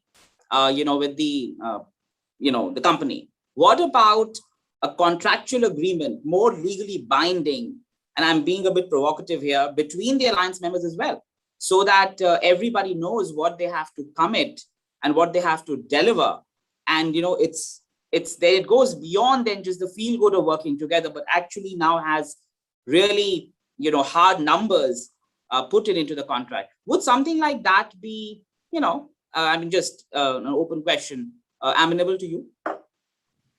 Yeah, I think good you raised that point. I should correct myself. When I say contract farming, I think it should be in parentheses, because it's not exactly the contract farming the way we talk about, because typically a contract farming talks more about a price commitment, besides the other things. I think here what you said is correct, Harsh. What I had in mind was something similar, that wherein each alliance partner has his commitment pretty much tied into each other, right? And of course the prices in our case especially doesn't work. We can commit a minimum price with the farmer, but I think the maximum we'll have to still leave it to the market forces. Unlike processing industry, for us fresh, I don't think a farmer would be happy if we try to contract him for the price. So what we try doing is we commit him a lower end of the price, but we leave the upper end on the market forces. Because anyway, we are dealing in the fresh produce market. So we are charging the customer as per the market forces. So there is no reason why we should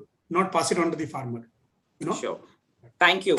On that note, ladies and gentlemen, we bring this panel to a close. All the unanswered questions in the chat, we will make sure that you get the answers by email. And once again, please join me in thanking Alda, our entrepreneur, Grace Stari from Indonesia, Tani Fund, and Vipul Mittal from Big Basket India for their remarks, for their insights, and for their time in this panel. Thank you very much, everyone. Over to the organizers. Thank you.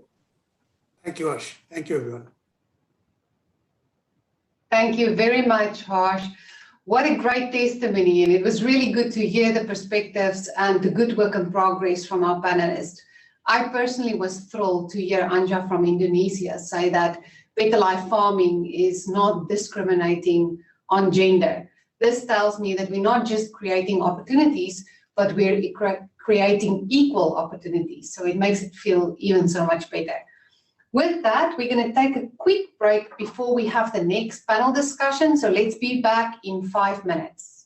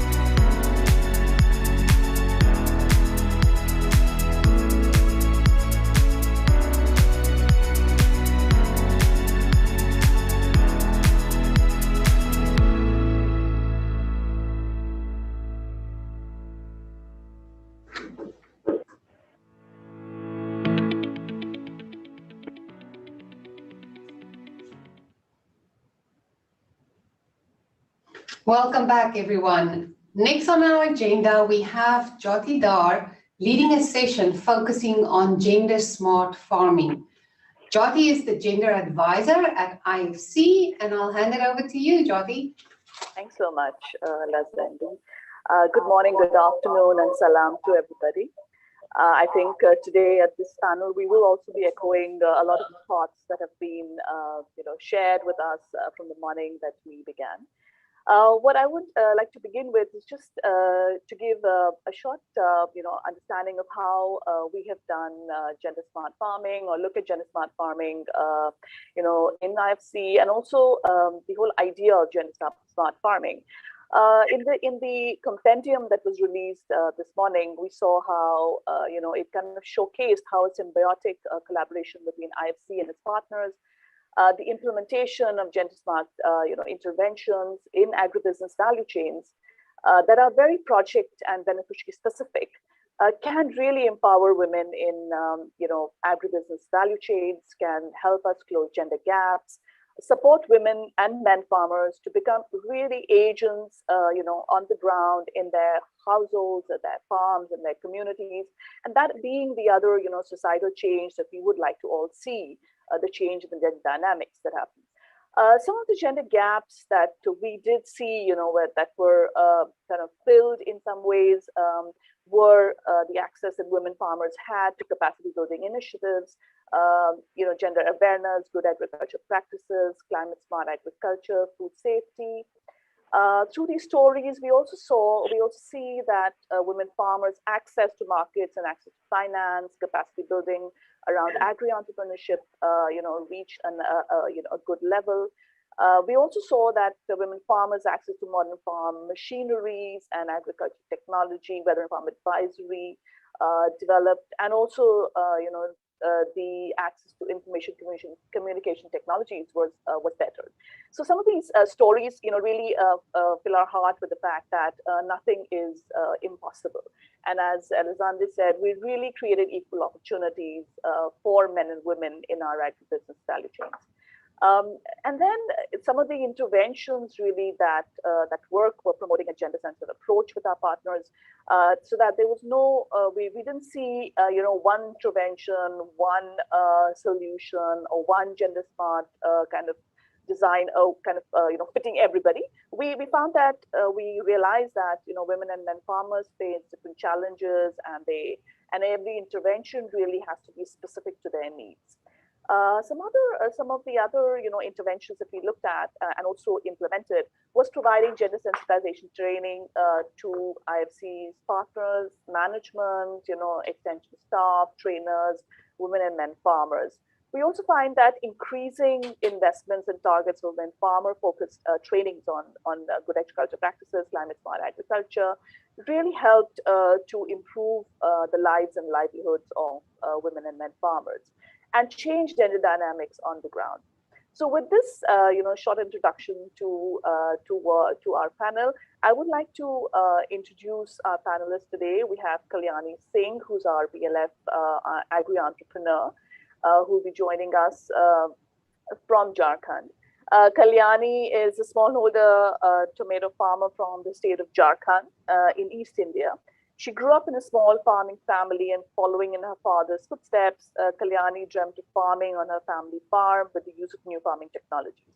To that end, she pursued an education in agriculture and allied sciences, and she widened her knowledge base, to include modern technologies and techniques, and inculcate an entrepreneurial mindset.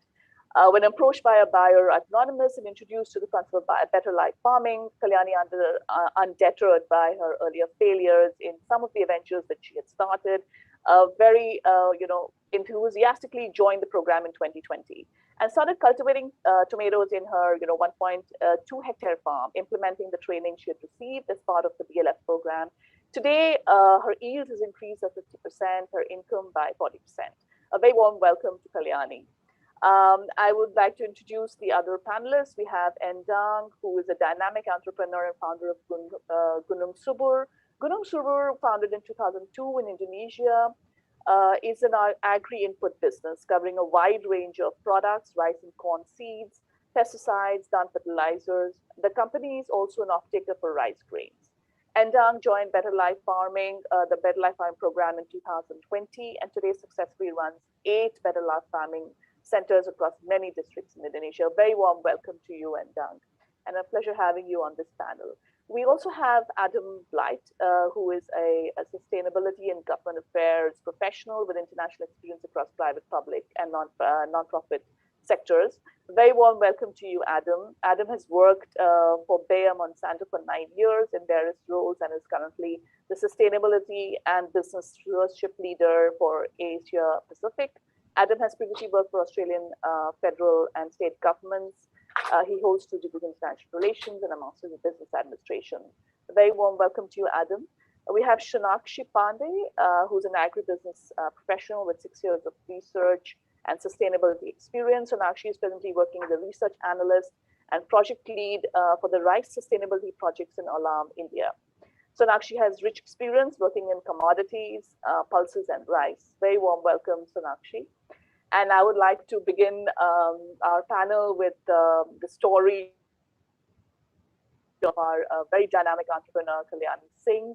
Kalyani, please do tell us your journey in these last years before you joined BLF and after, and how's your experience been with the interaction with the BLFA extension staff, management, with the business as a whole, with the policies of BLF. We also would like to hear from you on your experience during these last 2 years and how COVID impacted your work and life and responsibilities. Over to you, Kalyani. Thank you. Thank you, ma'am, for giving me opportunity to say about me on this seminar. My journey started with in a BLF team. BLF. My name is Kalyani Singh. I live in Ranchi, Jharkhand, India.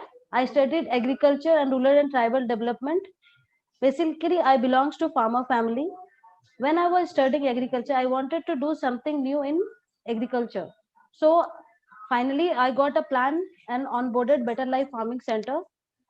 We started doing meeting when I onboarded Better Life Farming Center.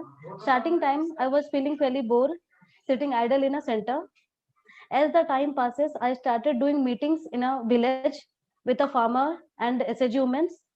Then I noticed that they finally attend my centers and take purchasing product from my centers.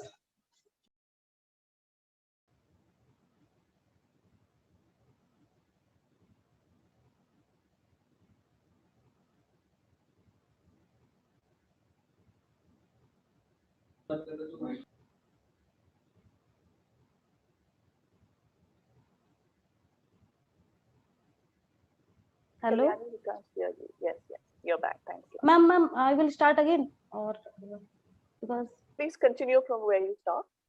Okay. As I have onboarded Better Life Farming Center, starting time I was feeling very boring and sitting idle and selling the product at my centers. Then as the time passes, I gradually gain ideas about how to promote my products in village and started doing meetings with the farmers and the other stakeholders and women also. After doing meetings, the farmers started visiting in my centers and purchasing product from me. This developed confidence in me, and I started promoting more and more product from my centers. This now overall in my journey I am observing that we all working with the more women working with me and connected with my centers. Now this project, Better Life Farming Center project, is working in 3-tier project, and where there is a woman farmer, woman agri consultant, and woman project officer. And we both collaboration of these women are very much comfortable to the Indian society, to our society and Indian, to give their views to me and do farming in the field. As in Bayer project has helped me a lot in this my journey, as he has helped me in licensing my license. Time to time they give training on good agriculture practices. We are providing KCC loan from the centers. We are also getting training on from IFC about the business models and how to calculate ROI as a business in a business as I belongs to agri entrepreneur. In the COVID time, it has impacted my business a lot because farmers to the movement of farmer to BLF center was very less, and this impacted my income generation. Secondly, when things were very little, but the little improvement was done, there the supplier do not get the product which I want. Like if I want Nativo or Entrecol, the supplier do not get the material, and they are unable to supply me due to state and national lockdown. Thirdly, as the COVID situation was very harsh, farmers were not interested in doing farming and invest money on seed, fertilizer, and pesticide. They because they are very they cannot take their material to the outstation to sell. Therefore, there are less investment in seed, fertilizer, and pesticide. Thirdly, I can say that as I belong to farmer family, I have also cultivated watermelon, but I have to sell that product in a very less price because we cannot get route to transport to the other state or other district to sell the watermelon and get a good price from there because of lockdown, and therefore I have to sell the product in a very less price. Watermelon, and most of the watermelons were got destroyed in the field as eaten by cattle and dogs.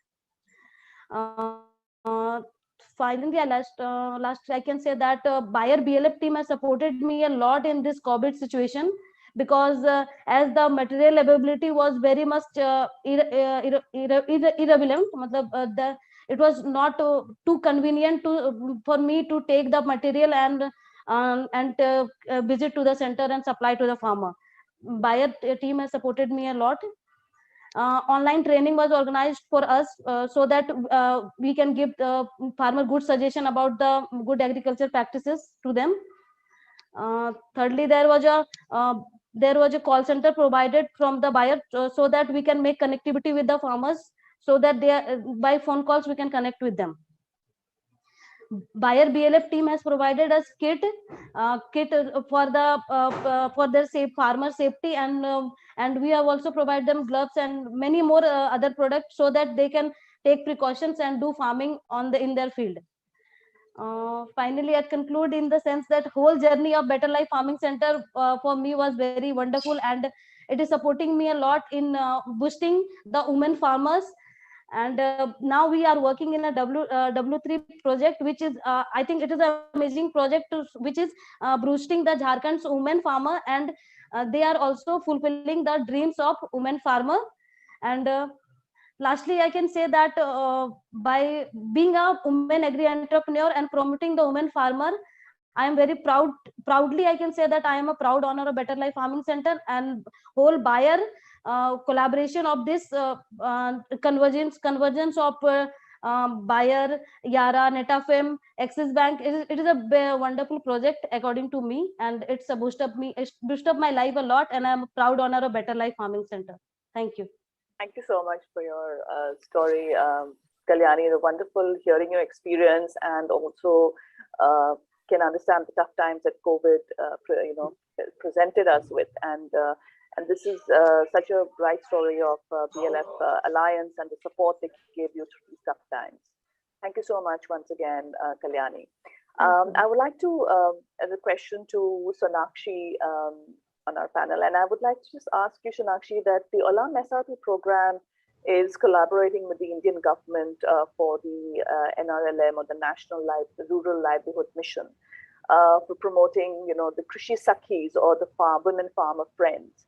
I wanted to ask you that what are the key gender gaps and challenges that Olam has identified in the project sites, and how do you find that the Krishi Sakhi initiative or the NRLM initiative addresses some of these gaps? Okay, thank you, Jyoti. First of all, I just want to thank Better Life Farming team to invite me in this webinar. I'm truly honored and humbled to be the part of this group. So Jyoti, before directly jump into your question, I just want to throw some light on the hard facts of our country, to make everybody understand that how serious or unfortunately how disheartening the situation is so far as the gender is concerned. So basically, as we all know that India is a developing country, right, in which 70% of the population engaged into agriculture. And we call the sector as a male dominating sector. But ironically, if I just go with the fact, for example, if I take a fact of NSSO, which is a National Sample Survey Organization, they say that out of the total workforce that work in agriculture, 80% is the women. Again, if I just say the fact of United Nations FAO stat, they say that out of the total women workforce in a country, close to 70% work in agriculture. Out of that, 30% is in a labor, working as a labor workforce, and rest of them working as a cultivators. So there's a significant contribution from a female farmer which we never recognized and which we never praised for. So I just want to highlight one more thing. Again, it's a stat from United Nations. So they say that in the last 10 years, close to 7 million male farmers left agriculture. They also say that if I just talk about the migration from rural areas to urban areas, they say that close to 100 to 200 million male farmers migrated from rural areas to urban areas. So, I mean, this kind of demography, has been changing the face of agriculture. Now, as per these facts, the woman has become a face of agriculture, right? So we strongly believe, as a company, we strongly believe that, that the lack of awareness and a lack of training program, lack of education is literally a bottleneck for the growth of our agriculture sector of our country. So keeping these points, these facts in mind, Olam India actually decided to take gender inclusion as one of the major program or one of the major initiative in its whole sustainable journey. So that's how we started.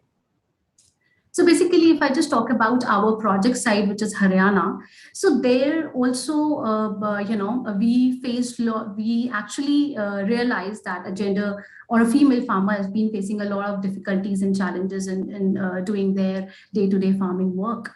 So we actually started with a baseline survey. We did a quantitative and a qualitative analysis in this. And we actually took a support of Government of India, that you said NRLM, which is a National Rural Livelihood Mission.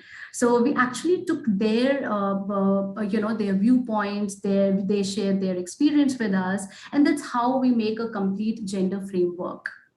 But one thing we thought, and we strongly believe that, whenever you want to do such kind of intervention, the most important tool is the trust, right? So we felt that if we want to make a very significant impact on the gender inclusion in a short span of time, then it is very important to build trust among the female farmers. And that could only be possible with the help of or with the support of Krishi Sakhis of NRLM. So Krishi Sakhis is nothing but a smallholder or small woman self-help group. They belong to a same village or a same locality. So we actually joined hands with Krishi Sakhis in doing all the baseline study as well as in implementing all the gender inclusion related activity. So you asked me about the challenges first. So I'll just throw some light on that what challenges the local women have been facing in our project site, which is Haryana.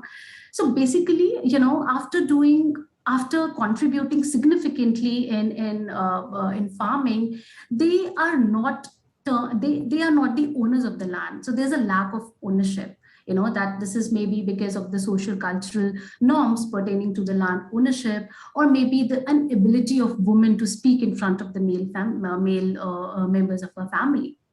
But it led to the lack of it directly or indirectly impacts the identity of a woman of that family.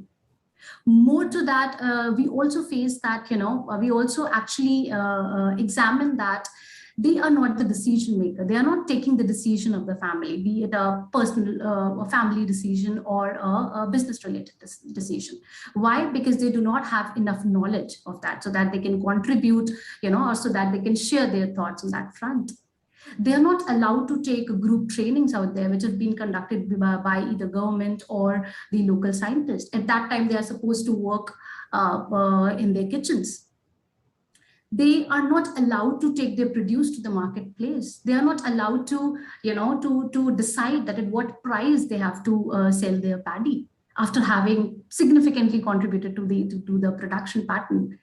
So these are the challenges that we face, that we actually examine that the local women have been facing. So, and I really want to thank again the NRLM, which is a National Rural Livelihood Mission. So this journey could not have been possible without their support, because we worked along with their self-help group women. We actually use them as our extension staff. We actually use them to disseminate the information to other fellow farmers, because these self-help group women, these local village female, these local female farmers have a better trust and better rapport with the other women farmers of that village. So that's why we actually started a capacity building of these self-help group women first. We actually train them, that how can they cultivate rice sustainably by doing the efficient utilization of the resource, by using the resources efficiently, and at the same time, how they can enhance the yield in order to enhance their income. And then they disseminate that knowledge to other fellow farmers, and that's how we, we cater close to 200 to 300 women farmer of that locality. And it was a kind of win-win situation for both the organization, because we also use their Krishi Sakhis in, we also actually develop the IT skills amongst them. We actually use them in collection, in doing our data collection for our record keeping purpose. And we actually incentivize them, basis their contribution towards the project.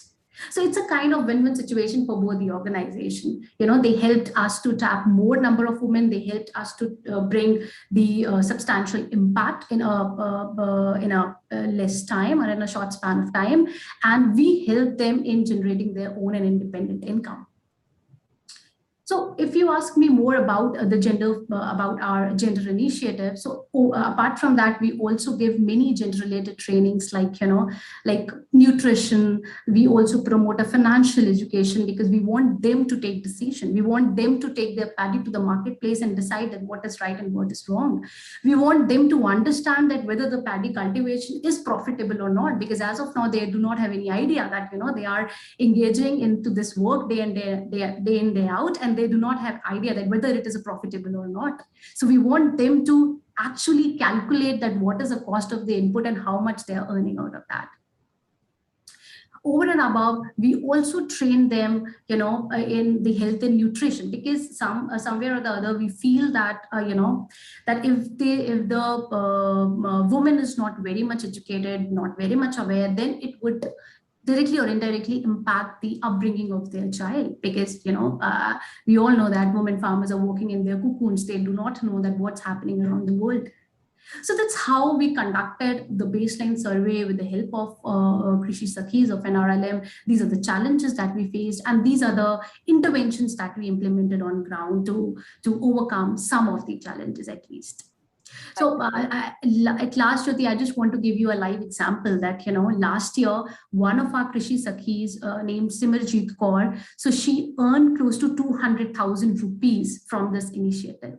So it's a kind of, it's a very motivating to other female farmers, to come forward, to learn, to work, and to earn for their family member, and to preserve their identity in the family. So yeah, I'll just stop here, Jyoti, and I would love to answer more questions. Thank you. Thank you so much, Sonakshi. I think it's wonderful hearing from you, and the stories are, echoing the same point that community-based role models and champions, is the way forward. And thank you so much once again. I would now address Endang. Endang, welcome once again. And I wanted to ask you, we do see women, face far more challenges than men as compared to men in running entrepreneurships. How has the opportunity to collaborate with BLF benefited you as a woman entrepreneur? And what impacts have you experienced after the collaboration with BLF? Thank you so much.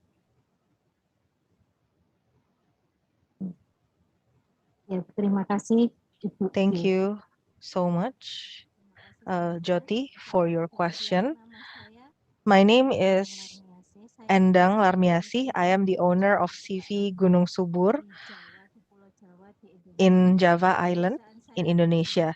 My company works in agriculture. I am one of buyers retailers. I am the supplier of fertilizer and also seeds. As you know, in agriculture sector, the strongest role is being held by men. Women are being seen as a supplementary role and not as the main decision maker. But in my company and in my working areas, we really welcome and open the opportunities for women farmers. All of our facilities are available for all farmers, despite of their gender. Apparently, women farmers have some advantages in terms of patient and also detail-oriented in managing their financial aspect and managing their asset. And women tend to be more detail-oriented in making financial decisions as well. Hasil panen yang For example, if the harvest is when the volume of the harvest is high, that results in low price, women farmers can get creative in processing the harvest. For example, for shallots, they can fry the shallots and then they can sell the fried shallots to the market, and they can also process chili into ready to eat chili that they can sell to the market. Our company has a lot of cooperations with other farmer groups and also other women farmer groups. By joining Better Life Farming, we can help more women farmers in providing fertilizer, seeds, and also pesticides. We also help the farmer groups to access financing service. We can directly lend the fertilizer, seeds, and the pesticides to them, and then they can repay us when the harvest is finished. And we also help them to access the banking sector. By working together with BLF, we find out that there are a lot of opportunities for women staff. Women staff tend to be accepted in a more positive way by women farmers. Women farmers will be more enthusiastic in doing their work if they receive assistance from the women staff. The women staff or women facilitator will assist the women farmers starting from the cultivation until the harvest and up to the selling point. As the off-taker, we really welcome all farmers despite of their gender. We do not discriminate against gender. We collect the products of the farmers in BLF centers and we connect with the customers. And for the paddy commodity, we connect them with a lot of actors in the value chain. And for women who works in animal husbandry, we try to connect them with the local vendors in the market. By working together with BLF centers, most of them have successfully increased their income.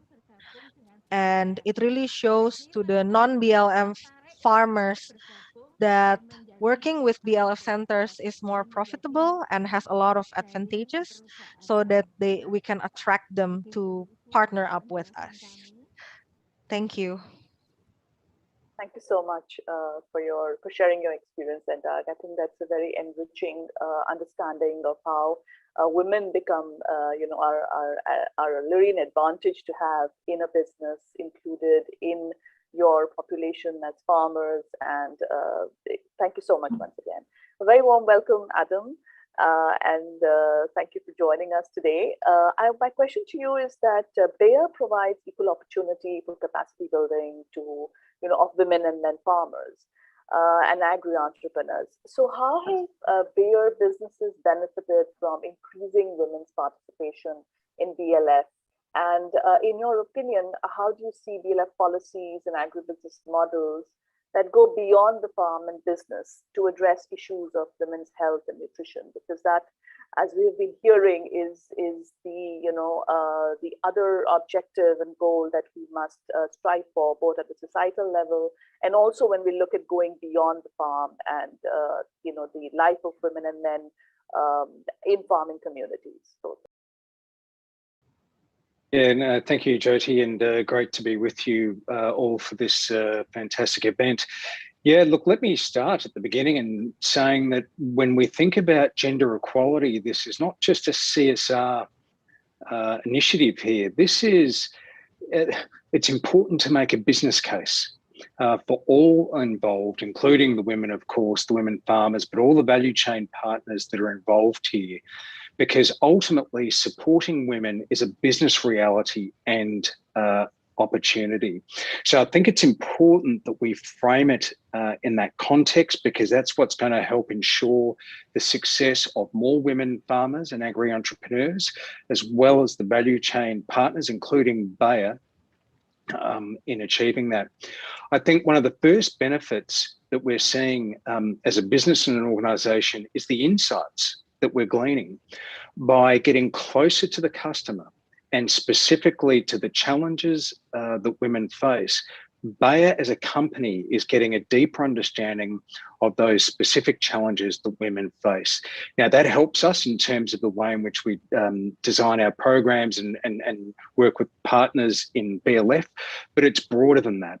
We can take those learnings as a company, and in fact we are, and applying them to elsewhere in our business and commercial operations to make sure that those great insights aren't just held in BLF, but we are looking at how we can take those fantastic insights and apply them elsewhere in our broader operations and partnerships in smallholder geographies around the world.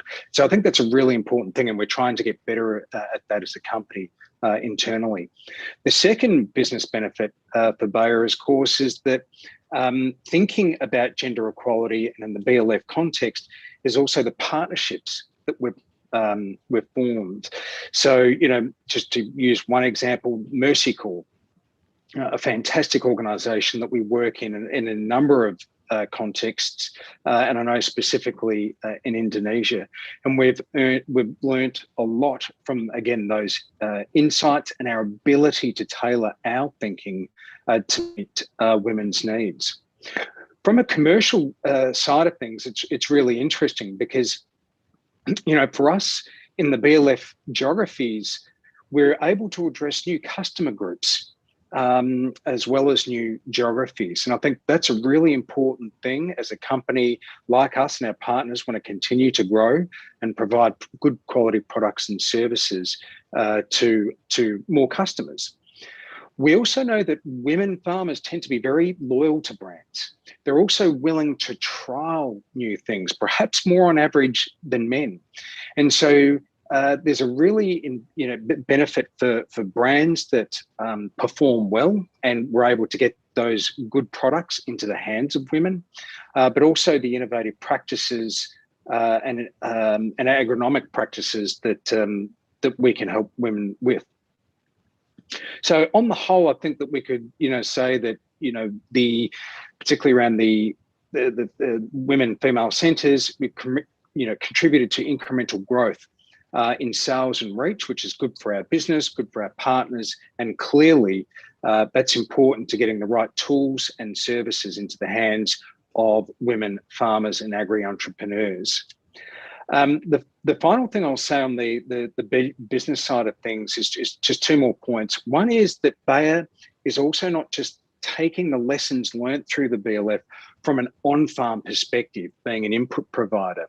We are deepening our value chain perspective, and we know that the research and a lot of other work being done in this field looks at the importance of improving the gender sensitivity of value chains, because on-farm input provision alone is not enough. The final thing I'd say, and Kalyani touched on this, and I think it's a really important point as we consider the business success of us and our partners and farmers, and that is that true and enduring partnerships, I think, are defined during times of major distress and disruption. And I was very comforted to hear that Kalyani said that the BLF system was there to support her business as she had problems accessing inputs as well as accessing markets for her produce. This would have been a challenge felt all over smallholder geographies around the world. And not only is that a good social thing, it makes smart business sense that we're there for one another. We learn from these disruptions and major distress points and stress test the resilience of our system moving forward. On the second question, the health and wellbeing side of things is mission critical. And I think, I'm preaching to the converted to all on this. In my experience in the past 12 months, looking closely at this issue, I've also, I think we've learned a lot about the importance of making sure that not only in things like BLF, that we focus on the agronomic side of things, the farm management, business management, the financial literacy side of things, all of which are hugely important. But we've got to look at opportunities to help women's in terms of their health and well-being, because that is the foundation upon which we can really make inroads into some of the big farming and agriculture-related challenges that we find.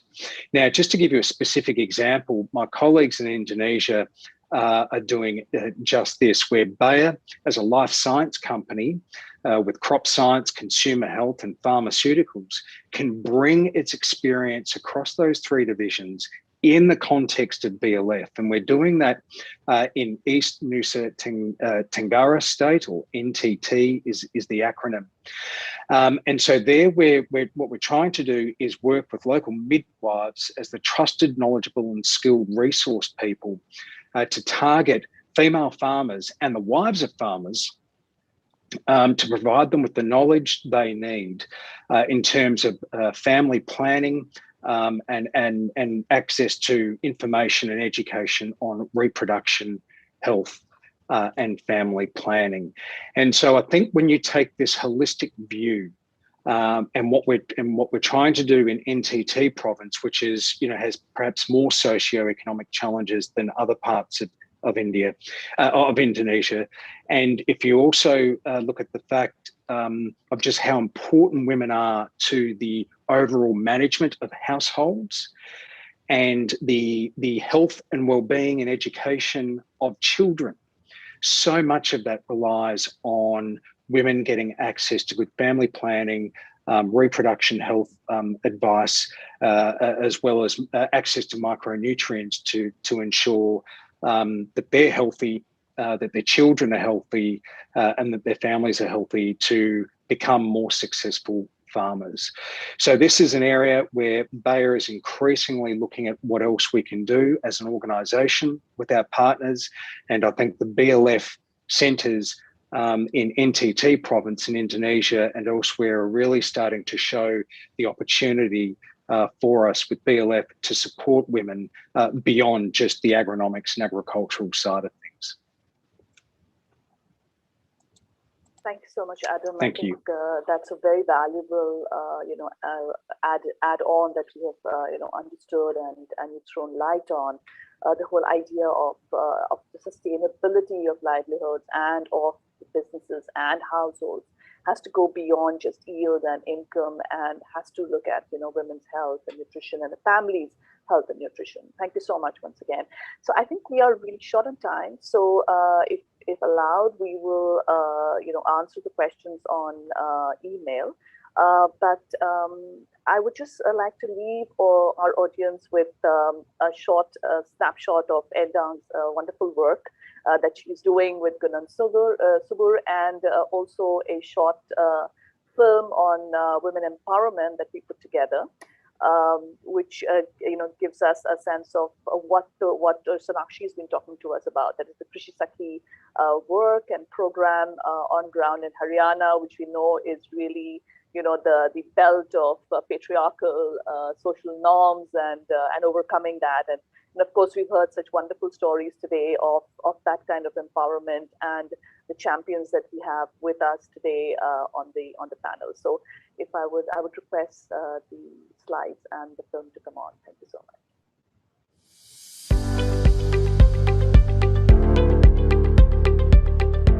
Female labor in rice production is higher than male labor in the smallholder families. But social norms and their status as unpaid family labor and lowly paid wage workers make them invisible, thus resulting in reduced access to resources.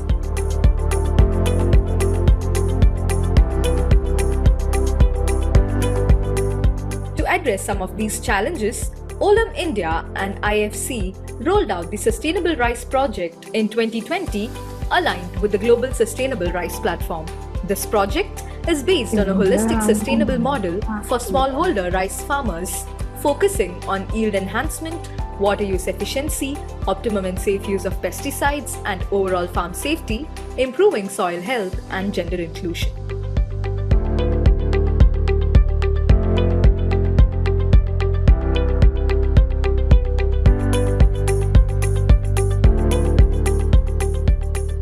The project has facilitated a collaboration with Government of India's NRLM, supporting women farmers through extension services and promoting income-generating activities through self-help groups.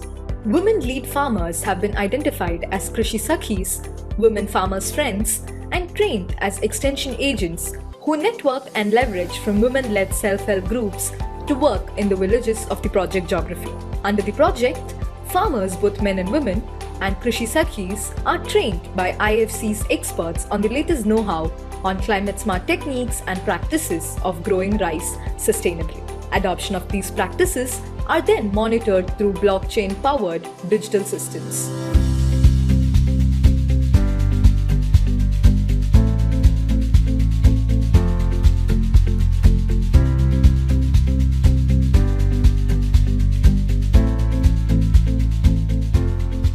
Simranjit Kaur was a struggling smallholder farmer in Fatehabad district of Haryana with little financial means to pay for her child's education. जब से हम महिलाएं SHG की जितनी भी मेरी बहनें हैं, जब से ये जुड़ी हैं, हम लोगों को ट्रेनिंग प्रॉपर टाइम पर मिली है, तो हमारे अंदर एक साहस सा पैदा हो गया है कि खाली आदमी नहीं खेती कर सकते, हम बहनें भी अगर चाहें तो हम खेती कर सकते हैं। तो हमें ये काफ़ी अच्छा बेनिफिट हुआ है ओलाम कंपनी के साथ जुड़ करके, जिसमें हमारे धान के अंदर काफ़ी अच्छी इनकम मिली है हमें। Rice is a very important sector, but the sector has a lot of fundamental challenges. Is the lack of access to inputs, markets, and credits for the millions of smallholder farmers who are women in the rice supply chain.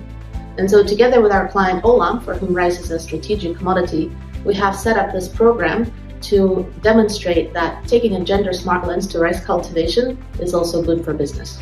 Women farmers and Krishi Sakhis like Simranjit play a critical role in disseminating project interventions and can become entrepreneurs who are potential one-stop shops for farm advisory, sale of agri-inputs, and aggregation of farm produce.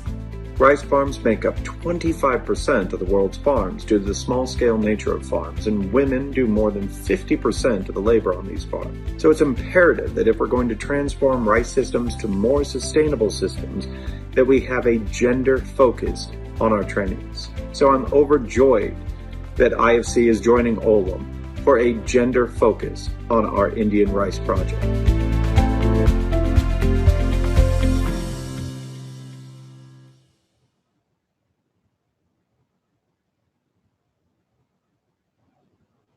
Thank you so much, everybody, for participating. Thank you so much, Jyoti. and the panel, I think it's clear that women really allows us to exponentially touch and change people's lives. Women's building that bridge between business and farming and the family's well-being. Now, last but certainly not the least, it's my pleasure to introduce and welcome Liam Condom. Liam is the president for Bayer Crop Science Division, and he will share his thoughts and close out day one for us. Liam? Thanks a lot, Elzandi, and also to everybody, a warm welcome from my side. I'm deeply honored to be with you. And I have to say a huge thanks to all of you for not just coming together today, but for being willing to work together.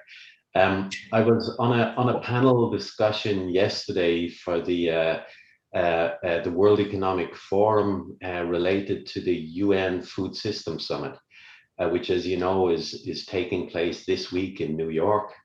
And on the panel, we had the UN Special Envoy, Dr. Agnes Kalibata, who's basically in charge of the UN Food System Summit. We had Dr. Chu Dong-yu, who's the head of the FAO, the United Nations Food and Agricultural Organization. And we had David Beasley, who was the head of, or the previous head of the World Food Programme, who just got the Nobel Peace Prize, the last one, for the efforts of the World Food Programme. And we were all basically debating the importance of finding a better way to help feed the world without destroying the planet, because this is the big concern of our day. It's one, on the one side, it's access to food and ensuring equitable access for everybody to enough food. But it's also about doing farming in a manner that respects our planetary boundaries. And what everybody on the panel said was, you know, when we come together in these sessions, everybody talks eloquently and there's many words, but it's so hard to actually get projects, scalable projects, that really benefit smallholder farmers, that will really make a difference in the world. And that's why I was incredibly proud to be able to share our work and your work on Better Life Farming, which for me has been a tremendous journey. I mean, we started, when I recall where we started in 2016 with 20 green chili farmers in India. And at that time, with the project lead, Lino, I recall thinking and talking to him, saying, like, 20 chili farmers in India, we're not really going to change anything with this. It's not going to be enough. And Lino convinced me, we've got to start small. We've got to find something that works, and then we can scale it up. And now I look where we are today, 400,000 farmers benefiting, agri-entrepreneurs, multitude of partners, local partners, global partners, and tremendous progress in India, Bangladesh, now Indonesia, and we're only getting started. We know we can do much more. We know there are, in these three countries, we can do much more, but we also know we have the potential to go to Africa, further countries in Asia Pacific, Latin America, and more people can benefit from this approach. I think for me that the secret to success has been, this is farmer centric. We're solving real farmer challenges, not what we think are the problems. We're listening to and understanding what real problems are and helping solve real farmer challenges. We're trying to do that in an inclusive way, which you've just been talking about, a gender smart way, which is absolutely crucial for success. And I think the most important thing, we're doing this in a collaborative manner, multiple partners. There's no single company or institution or government who can make a real impactful difference alone. You can only do this in a coalition, in an alliance. You can only have a really significant systemic impact if you're working really broadly as a coalition. And this is exactly what we're trying to do with Better Life Farming. This is why I'm so proud of what you're doing. And I think there's so many more people who can benefit from this. So I think this session that you're doing today, tomorrow, sharing best practices, generating new ideas, this will be incredibly powerful for us to help scale up even further. and ultimately help us move more rapidly towards our true goal of helping feed the entire world in an inclusive manner, but doing it in a way that's respectful of the planet that we all live on.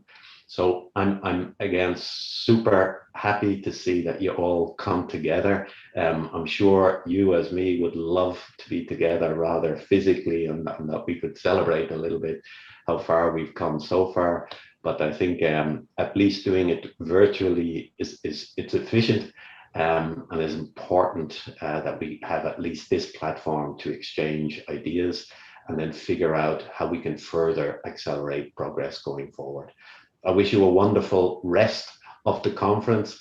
Thanks again, huge thanks for all your efforts, and I can't wait to see the further progress, and I'm personally willing to do whatever it takes to support an acceleration of your progress. Thanks a lot, Elzandi. I hand back to you. Thank you. Thank you so much, Liam, and thank you for your time. We really appreciate having you here.